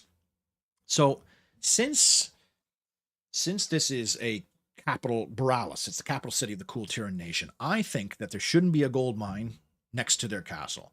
I think that they should have had their primary resources be out on the outskirts, which would allow you to make a navy and assault and harass their resources. Kill their resources from the sea or from land if you wanted to attack from land. to kind of cripple their main city so they wouldn't be able to make as many reinforcements. It's already a grindy map. There's already a shitload of bloody cannon towers, mages, the works. So if they had like resources that you could harass on the outside of their base, maybe it could be interesting to, you know, cripple them in that way, and then it makes the assault on the capital easier. Or say you're more nervous about going to the Navy and you ignore it, then you just have to deal with the full brunt of their forces and maybe getting like bombarded from the sea, you know. I think that like to make a thematic level based on attacking a big Navy base, there should be more Navy to it. And I know a lot of people don't like the Navy in Warcraft 2, but I do. And it's not because I was in the Navy in real life. I liked the Navy before I joined the Navy. I did not join the Navy because of this game, although kind of it's ironic that my life led to that way. But like just like Lordaeron, there's a lot of empty space here. But even if you look here, like in the back of Cool Turn's base, there's a lot of farms lined up. They kind of look like, you know, maybe they could be a city district. The enemies are pretty aggressive with their attacks. Their mages are quite annoying. And the fact that they have griffins that are hidden behind cliffs, that's bullshit. That's like just annoying. That's frustrating to deal with. So I'm going to put this in. That's kind of cool. They kind of line up that way. I'm going to put that in boring, counter-thematic, and frustrating.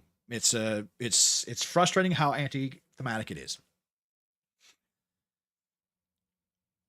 And yeah, why is there only one enemy on the map? Yeah, why is there Navy quest objective? There's no reason to engage water. Yeah.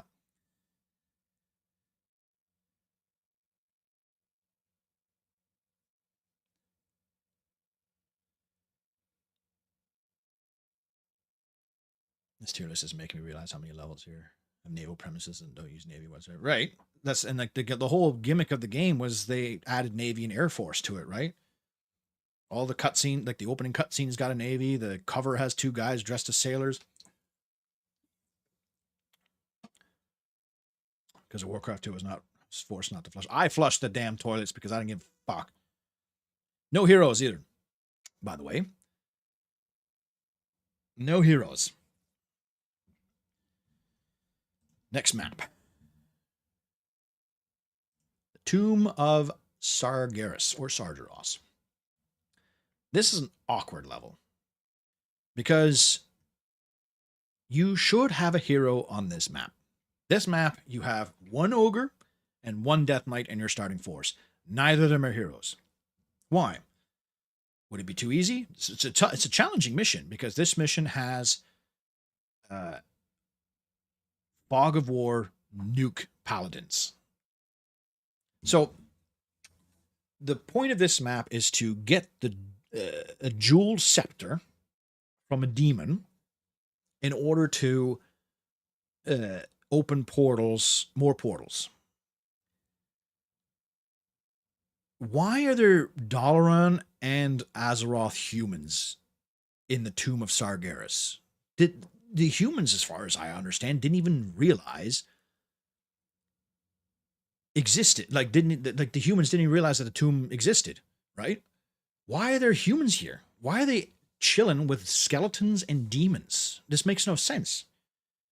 Now tell me in the story if it does. I would argue it. It does make sense that there is remnant orc stuff here. Bone chewers, they shouldn't be bone chewers. These orcs should be blue. These should be Stormweaver orcs. Or Thunderlords. But the fact that Dalaran's here, that means you can't have purple. It's just story-wise, it doesn't make sense, this mission. You should have Terran Gorfiend or Dentarg. You know what? Give me Dentarg. We played enough with Terran Gorfiend. Give me Dentarg in this mission. It doesn't make sense that there's no heroes. And the fact that there are humans chilling with undead here. These Bone Chewer orcs should be Stormweaver. And you don't have to worry about like the whole naming them because they'll be passive, so they won't come up in the score screen anyways. And it's like it's fine enough for a no build mission. You get these interesting areas where you rescue tech buildings that you can upgrade and research for your troops. The off map fucking nuke paladins are really stupid, especially because you only get the one death knight, and since he's not a hero, he dies to like one exorcism. And since you can't see that far and the enemy aggroes a lot sooner than you would know, he will get nuked without you realizing it. So I'm going to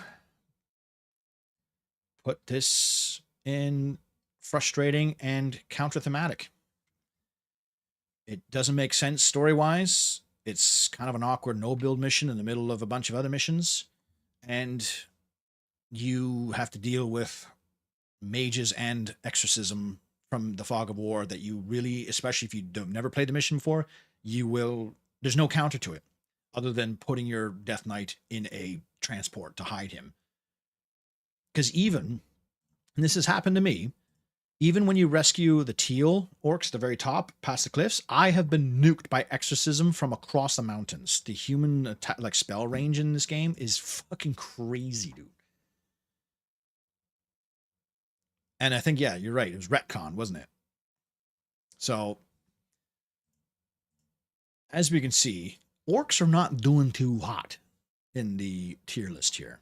And it just accentuates my point where I think that the humans campaigns were designed first.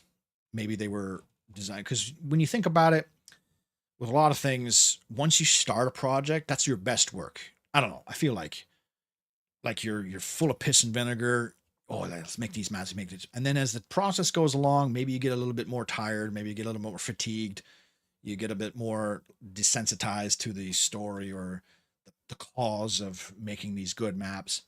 Maybe you're at the point where you're like, I just got to get these maps done. I haven't slept in few days. Let's just throw some shit together or make up a story or make a map. Or maybe you can make an argument. What came first, the chicken or the egg? Did the map come first and then the story, or did the story come first and then the map come after? Because that Tomb of Sargeras mission kind of feels like they made the map first and then they wrote a story around it. So, Alterac. This is a this is a cool mission. It's kind of like the Dance of the Laughing Skull. The Dance of the Laughing Skull was you were humans and you played with orcs. This one is not as cool, where you don't play as humans. I think it would have been really badass if you were playing as orange humans in this map with orc heroes. Let's make a point. There are no heroes in this map. So, you get human knights. You can't upgrade them to paladins, which kind of sucks. So you can't like use their heals, which is a shame. Kind of defeats the purpose of having human units in this map because that's really like why you would want to have human units other than the fact that you just have a few knights. Cool, whatever. The objective is to rescue a human mage and then bring him back to your base. And then you have to deal with Lordaeron and Stromgarde here.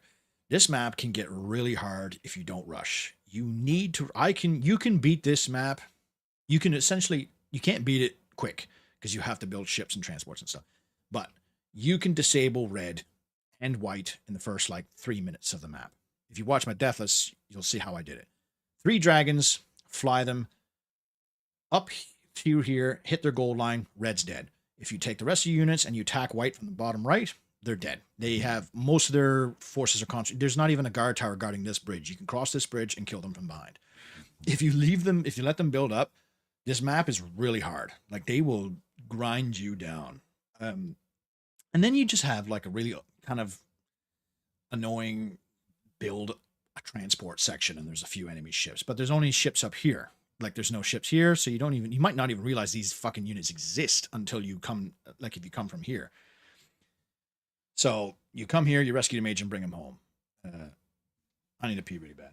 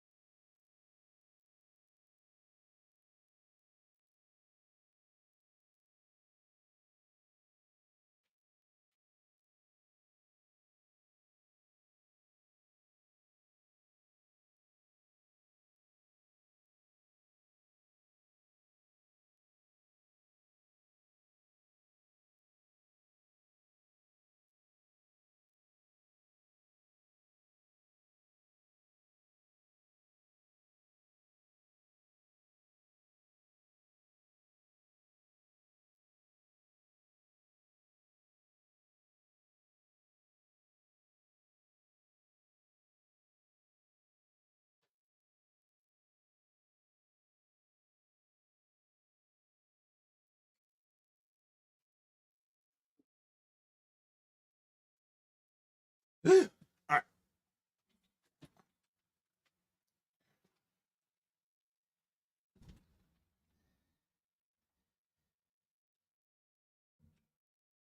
Oh, I missed a subscriber. Sorry. Milan Burkick. Thanks for subscribing.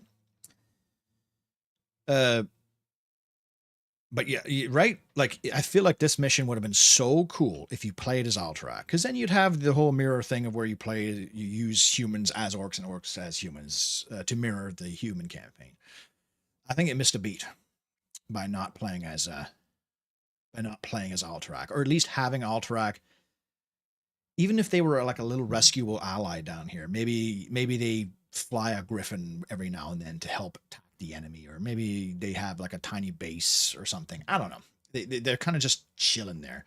And then when you rescue the mage, he's not like a hero mage either or anything. He's just a guy. And it is the least, because normally I don't think that you would risk rescuing him before killing the enemies. I feel like most players would probably kill the enemies first. And then you just have this like 10-minute section of the map where you're just building a shipyard, build a foundry, build a transport, send them over. So for that, I won't give this S tier, but I'll give it pretty high A. Because other than the fact that you get like 5 knights and a mage, it's just a pretty standard kill the enemy base mission. If I was to go and edit, I should have done that when I first edited the campaign for myself. If I was to replay this game casually and edit, you know what? Maybe we should. Instead of just playing casually, maybe I should like go through and like fix a few problems, give yourself a hero. Like, there's no heroes. No heroes. Now, excuse me. Next mission. Eye of Dalaran. Eye of Dalaran. I have a bone to pick with this map because it's fucking annoying, challenge wise. But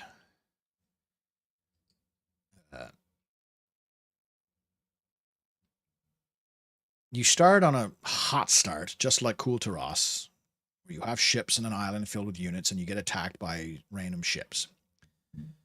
I would say that's almost unnecessary for a start.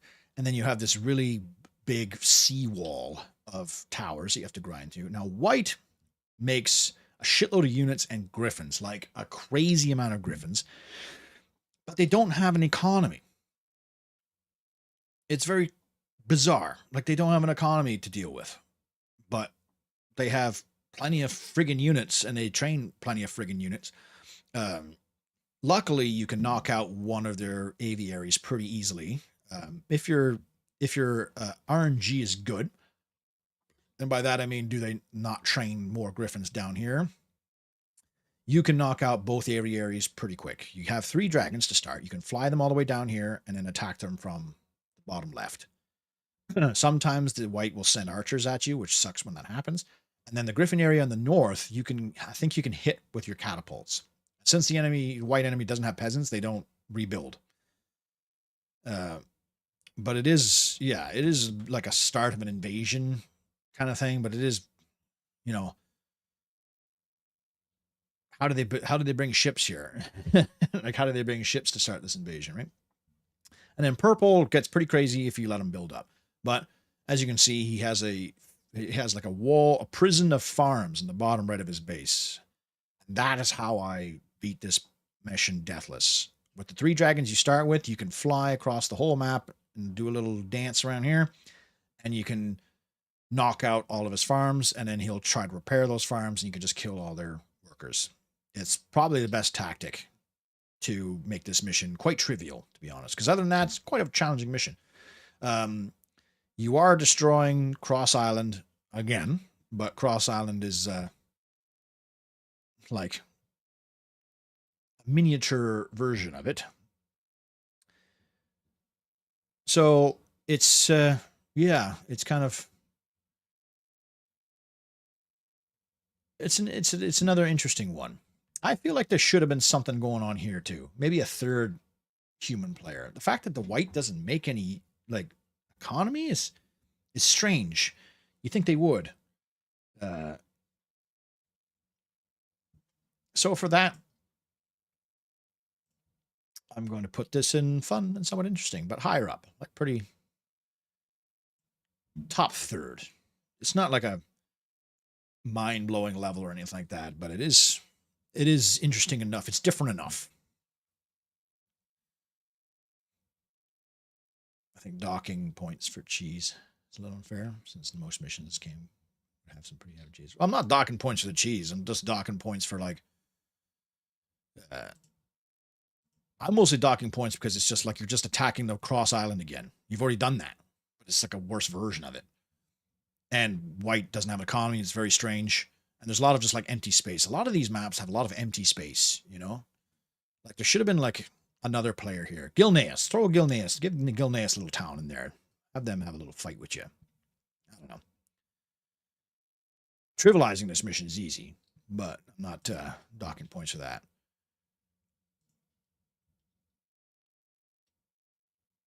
Yeah, I was expecting this to be like a half-hour video, but because I might edit this, I might make a video for my channel doing this. Could be fun, but I'm gonna have to do some serious chopping there. The pain of a level, it is a hard level. The Griffins alone in that level. If you don't knock out the Griffins early, I used my real name before. It is quite a challenging level. But when you think about it, yeah, there's like a lot of the orc missions, which are almost all of these essentially, except for like these two. Look at let's just like a lot of empty space, you know. Even where is it? The Seas of Azeroth. Like look, there's a whole like chunk of land down here that's got nothing going on except for a few trees. There's a huge gap in between you and the blue base. Like for being like the heart of the human lands. If this was Warcraft 3, you would probably expect there to be some like villages and stuff, you know, like some windmills or something. I don't know. Some human walls, even if there's like a little guard tower surrounded by a wall here and there. I don't know, something to, but there's a lot of blank space. All right, now the Dark Portal. So the entire city must be prepared. You'll be there. Did Strathholm. Yeah, apparently like 3 times because you start in Strathholm in one of the human missions too. So we have the last level. And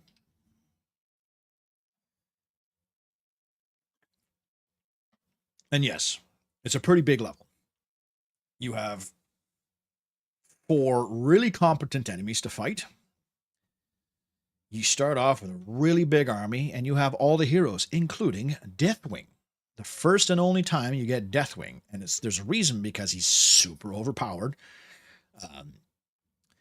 And this mission is a pretty good final mission, especially when you take into the account that this is like an invasion mission. The humans have really established bases. They have walls. They have guard towers. They have little district. They have sea covered. They have air certainly covered. They have mages. They have everything they can to throw at you. They will.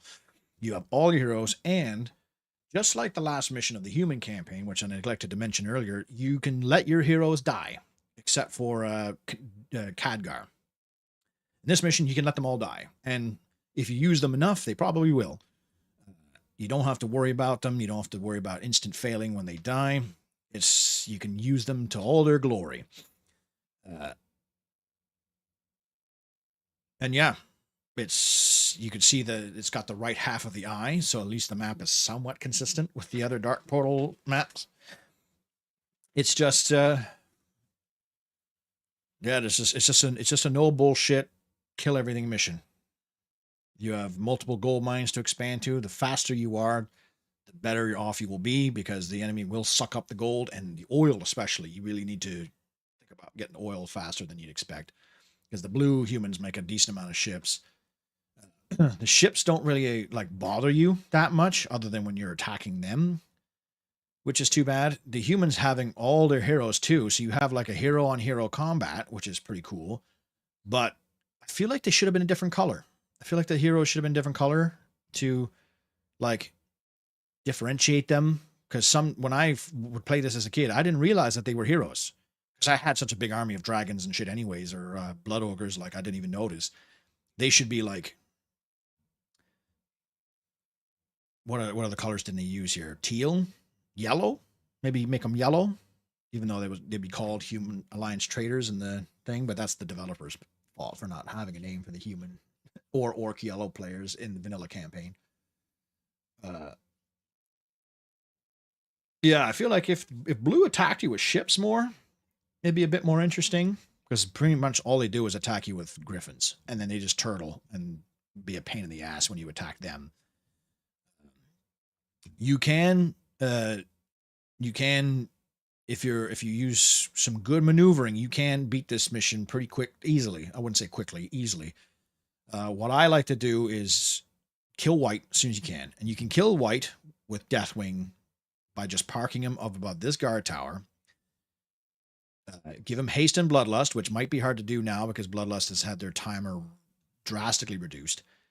If you kill this guard tower and park Deathwing right here, you can infinitely attack this castle, and the enemy will repair until they run out of money and die. So white's dead with 1 unit. And then I like to knock out these green guys here, and then and then I kill purple because purple gets mages and paladins and stuff, and they're really annoying. And purple also has a really good choke point that you can wall off to stop green. Green, I think, only goes to tier 2. I don't think green makes any tier 3 stuff. So breakthrough here. I like to kill purple. And then from there, you can kind of like disable blue's griffin production. They have 2 aviaries, but you can knock out this one easy enough because they don't have a lot of anti-air on this island. And this is like their primary wood supply. So if you kill these 4 peasants, they'll be forced to chop the trees here, which can brick their economy as well. If we're talking strategy.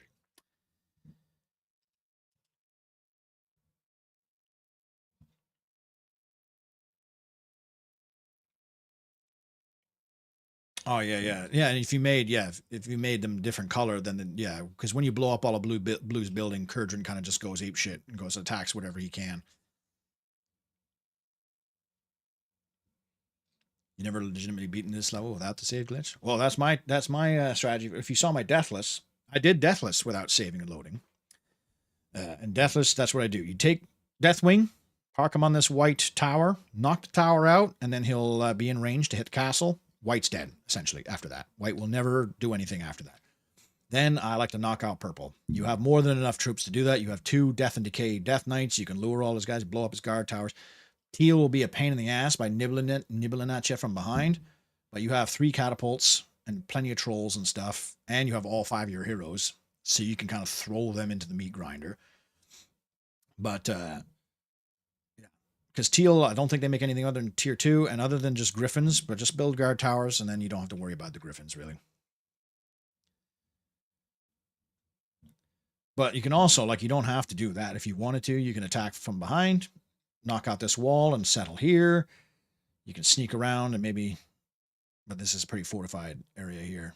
Typically, the game expects you to kill Teal, but then you have to deal with pincer attacks from both white and purple. That's why I like to go for purple, because then you can just block off this area and then you're good to go. But yeah. So I guess there's no question about that. This has to go in S tier. And I think that's like one of what? 2 orc missions that are S tier?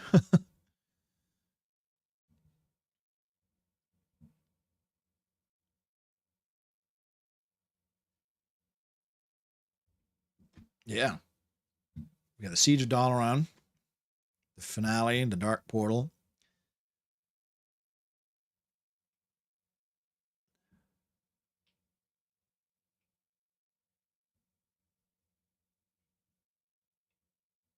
Yeah. Two S's for the orcs. And mostly actually I think orcs kind of got hammered down here in C tier and D tier. Yeah, the only D tier mission the whole campaign, in my opinion, which again, this is all my opinion. Feel free to agree or disagree. Put your comments. Tell me what you think. Was I too harsh on some levels? Was I not? We do need to take into account, like I said earlier, that this game is old and it doesn't have the same robust mechanics that newer games have. It doesn't have a lot of triggers, doesn't have a lot of different variety and ways you can complete missions. Most of it involves blow everything up or touch this thing or uh, rescue a guy and bring him to said thing, or in like 2 or 3 cases, build a building on a thing, and that's it.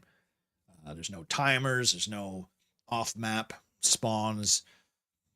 The enemies don't cheat, so you can theoretically beat every mission that's not a no build by just allowing the enemy to run out of money. But it still did pretty good with like keeping a theme, like keeping the missions story related, or keep making the mechanics in the mission relate to the story. You know, the Siege of Dalaran, they use a lot of mages. The Betrayal of Alterac, there's orc units hanging out with human units to show that they're traders and they're allied with the orcs. So I'd say it's held up pretty well. Again, nostalgia plays a big part of that. And if we can like boil everything down, Warcraft 2 still has more fun. Like there's more missions that I'd rather do in Warcraft 2 than in, say, even StarCraft or Warcraft 3. Because I think a lot of games, there's like the mission or the series of missions that you just hate to do. So, for example, Warcraft 3 Orcs. The first 2 Kalimdor missions as orcs, I think, are the most miserable, boring slogs of any missions in that campaign, followed by my favorite mission, the Cry of the War Song, which is then followed by the Ashenvale missions with playing as a war song. Like that campaign has some of the best, some of the worst missions, because then they have a lot of no build missions in that campaign, which pisses me off. I'm not a big fan of no build missions. Oh, my red light must be 8 o'clock. I bought new lights and I have them on timers, so I have red lights come on at 8 o'clock. So Warcraft 2 seems to have like there's the library from Halo. Warcraft 2 doesn't have any mission where I like cheat to just get past, where I get to the mission, I'm like, fuck it. Unite the clans. Let's move on. Because even the only level that I would say is bad in Warcraft 2 is the Badlands, but you can beat that mission in like 30 seconds. So it's just like, it's just a little annoying. Get in and get out. Let's get the fuck out of here. Their no build missions aren't too torturous. They don't drag on. A few of their macro missions do get a little long. The biggest problem with the missions, especially in the Orc campaign, is that they don't really fit the themes of the story of the mission. The missions where you're supposed to be fighting navies, the enemy doesn't make ships. The missions where you're supposed to be sieging castles, they don't have walls, etc.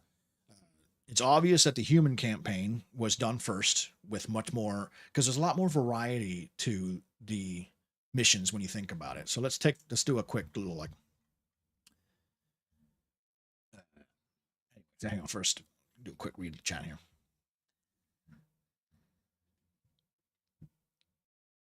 Yeah, they did their best with the tools they had at their command. And like I said, they're not like, even in Warcraft 1, there's missions that I hate, like the Forest of Elwyn for the Orc campaign and stuff like that. But this game, other than the tutorial missions, since they're nothing to me now, like even the tutorial missions aren't like horrible, because even like StarCraft's tutorial mission where you get like Jim Raynor and stuff, that mission's kind of boring because you have to just like, and then you have to watch them talk, and then you have to get the thing, build 10 Marines or whatever. So, Orcs. Tutorials, who gives a shit? Base on island base on base, island base on base, run Cho'Gall, island base on base, island base on Runestone Fortress, island base on island fortress. kill a base and blow up a separate navy, base on base, island base on base with a kind of like a semi-boss situation, base on cool looking base, island base on base, humans tutorial, who gives a shit, base on base, island base on base, but rescue an ally that's under attack, base on base, commando mission followed by a base on no build, search and destroy, quell a rebellion, kill rebellious peasants, rescue a base on base, rescue a hero, sail through canals, no build mission, base on island base, gauntlet of sea gauntlet, rescue prisoners, bring them back home, rescue prisoners, base on base, traitor humans, base on base, hero dies in the start, base on island base, horrible base on island, base on base. So like even just like from that, there's just so much different stuff going on. Yes, they ultimately boil down to base on base action, but there's a lot more going on. You know, you have rescuing allies, you have quelling a peasant rebellion, you have rescuing prisoners to infiltrate a traitor base, you have a hero getting slaughtered at the beginning, and then for the Beyond the Dark Portal, it's not as exciting. There are a lot more just base on base shit, but you see what I mean though? Like, it feels like somebody really was like trying hard with the human campaign, and then when it came to the orc one, they're kind of just like, I guess we'll just have you fight. And like, okay, let's take note of the use of heroes too.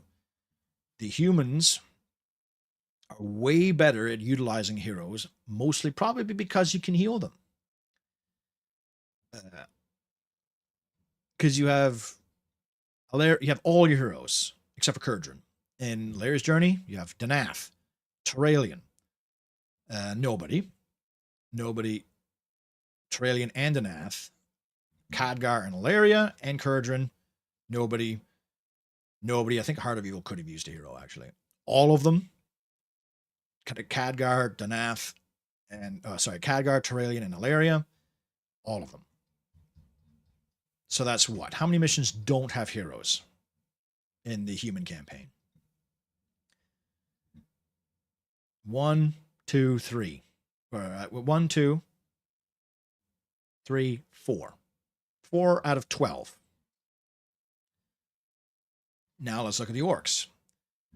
Grom, Korgoth, Dentarg, nobody. Terran Gorfiend, nobody. Terran Gorfiend, nobody.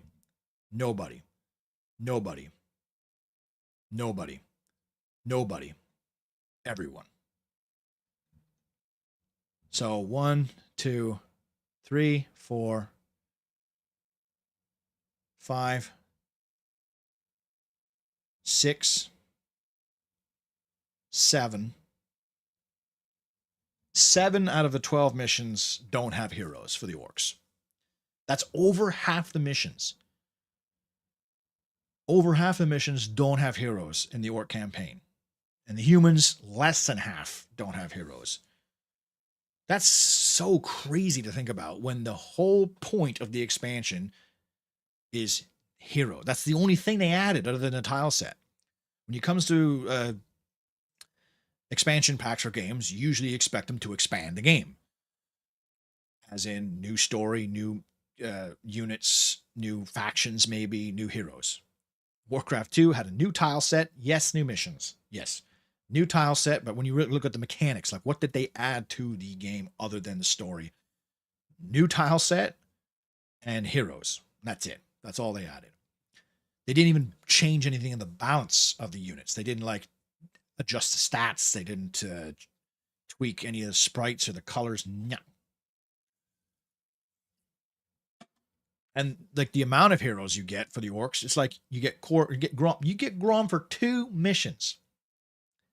One is a no build, and the last one, and it's probably because they didn't want you to have heroes because they would die because they didn't heal. It's a damn shame. It really is. Really disappointing. The Orc campaign was definitely had less effort put into it. There's a lot of maps with just swaths of water or grass, not even like trees or anything, or any kind of environmental storytelling. Environmental storytelling is really important in a lot of games, especially shooter games. Uh, but even in RTS games, like Warcraft 3 did it great. There's like random little houses, there's little creep camps around, there's little gnolls hidden in the woods, there's little Easter eggs here and there. Bam, bam, bam. I know Warcraft 2 you can't have like Easter eggs because fuck me, it's like basically the first mainline game. Warcraft 1 was big, but like Warcraft 2 is when Blizzard really kicked off. And Deathwing, you only get him once. You fight against him once, which is a really cool level. Like the fact that the map was broken for the final human campaign where you couldn't even fight Korgoth and Dentard would have been a cool ending to that. So I don't know what their production was like. I can't imagine them being like out of time because like they were by themselves, weren't they? They were doing their thing. They're killing it. But who knows? I'd be curious to talk to any of the devs. That'd be kind of cool to get like even if there's like a little documentary or something, right? The behind the scenes of making Warcraft 2. How did that go? I'd love to see that. But again, it's kind of uh, showcasing how quality the game was, at least for because I think most of you agree for the most part about these levels that I've said. That when you look at it, it's like more than half is positive. Because even like the boring, counter thematic, and frustrating, annoying ones, they're not like torturously bad, except for the Dark Portal. Like that one's like my least favorite. Other than the Badlands, where you can beat that in 30 seconds. I think the Dark Portal mission sucks. That one's just plain boring. Because even if you do survive, you still just have to like build two separate harbors or just mass griffins and send them. But ignoring this tier, like well over half of the missions are like at least fun, even if they're like kind of lame, So, yeah. So there you go. There's my Warcraft 2 campaign missions tier list. Pretty happy with it. I don't know what other tier lists you could use because unit tier lists would just be mages and death knights S, knights and ogres A, and everything else. Yeah, maybe we'll find my video one day.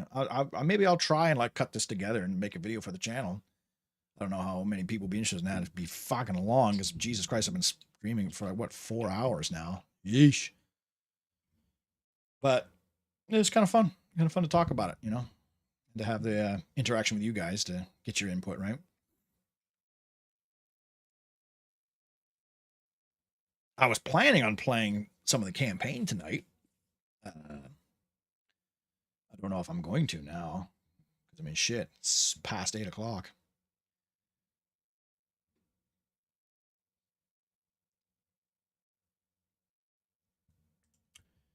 So I think what I might do is I might just maybe we'll play some tomorrow or something because I'd like to just play through like especially the Orcs Beyond the Dark Portal. I haven't played that campaign in a while, so I don't feel like doing the vanilla one because I just did the entire human campaign and the vanilla Orc campaign is kind of boring because I think I just played that for a video not recently, but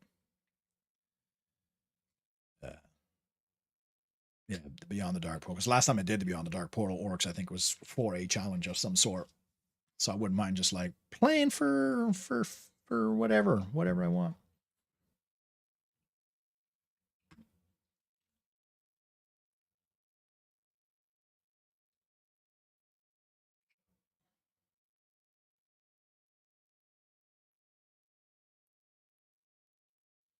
You gotta play the human hero mission while given orcs. I'd like to play that mission as a non-build. Oh yeah, well that's the easiest way to. That's how I beat it deathless and with elves only. Heroes alone can so if you rush. That's the if you take one takeaway. If you're curious about playing Warcraft 2, but you're too worried that's going to be too hard, the biggest takeaway I can tell you is rush. Be aggressive. You be amazed at how many of these missions that are hard can be trivialized just by getting a bit aggressive and attacking the right targets. I'd say like half a dozen, if not more, of these missions you can knock out and disable the enemy within the first like 15 minutes. A Warcraft 1 mission tier list, maybe I would do it, but that's on a whole that it, almost every mission is exactly the same. Start with a town, attack the enemy town. The only difference is the last like 4 missions, you have 2 enemy towns to fight. Every single mission objective is kill everything, including the no build missions. Or cheat, yeah. Or just type in some cheats and you're good to go. So, Sacred Heart of Jesus. That went on way longer than I was expecting to like be done that in like 40 minutes and then get like half the campaign done.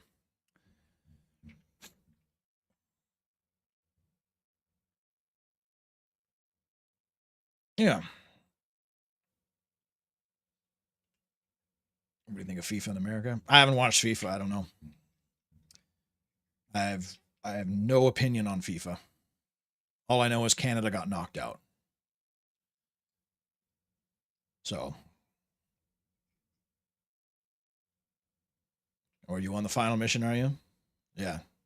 Run them out of dragons because you can't even rush them because they have a lot of guard towers guarding their dragon roosts and their pet peons repair like motherfuckers. So yeah, the Fall of Auchindoun, best mission in the game. Worst mission in the game is Badlands. Blam. So, thank you everyone for joining me. Brazil got knocked out. Oh, really? They're usually pretty good, are they not? Anyways, yeah.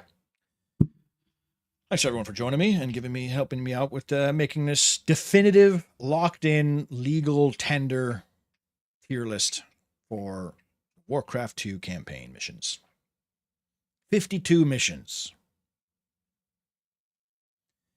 So maybe throughout the week, if not tomorrow, we'll see. We'll play some. Okay. I still need to finish Spartan. And I need to like make sure I remember to download the VODs because I don't want to miss out on that. Because I still want to make videos on them too. But oy, oy, oy. Being alive is a lot of work these days. So with that, we'll see you guys when we see you.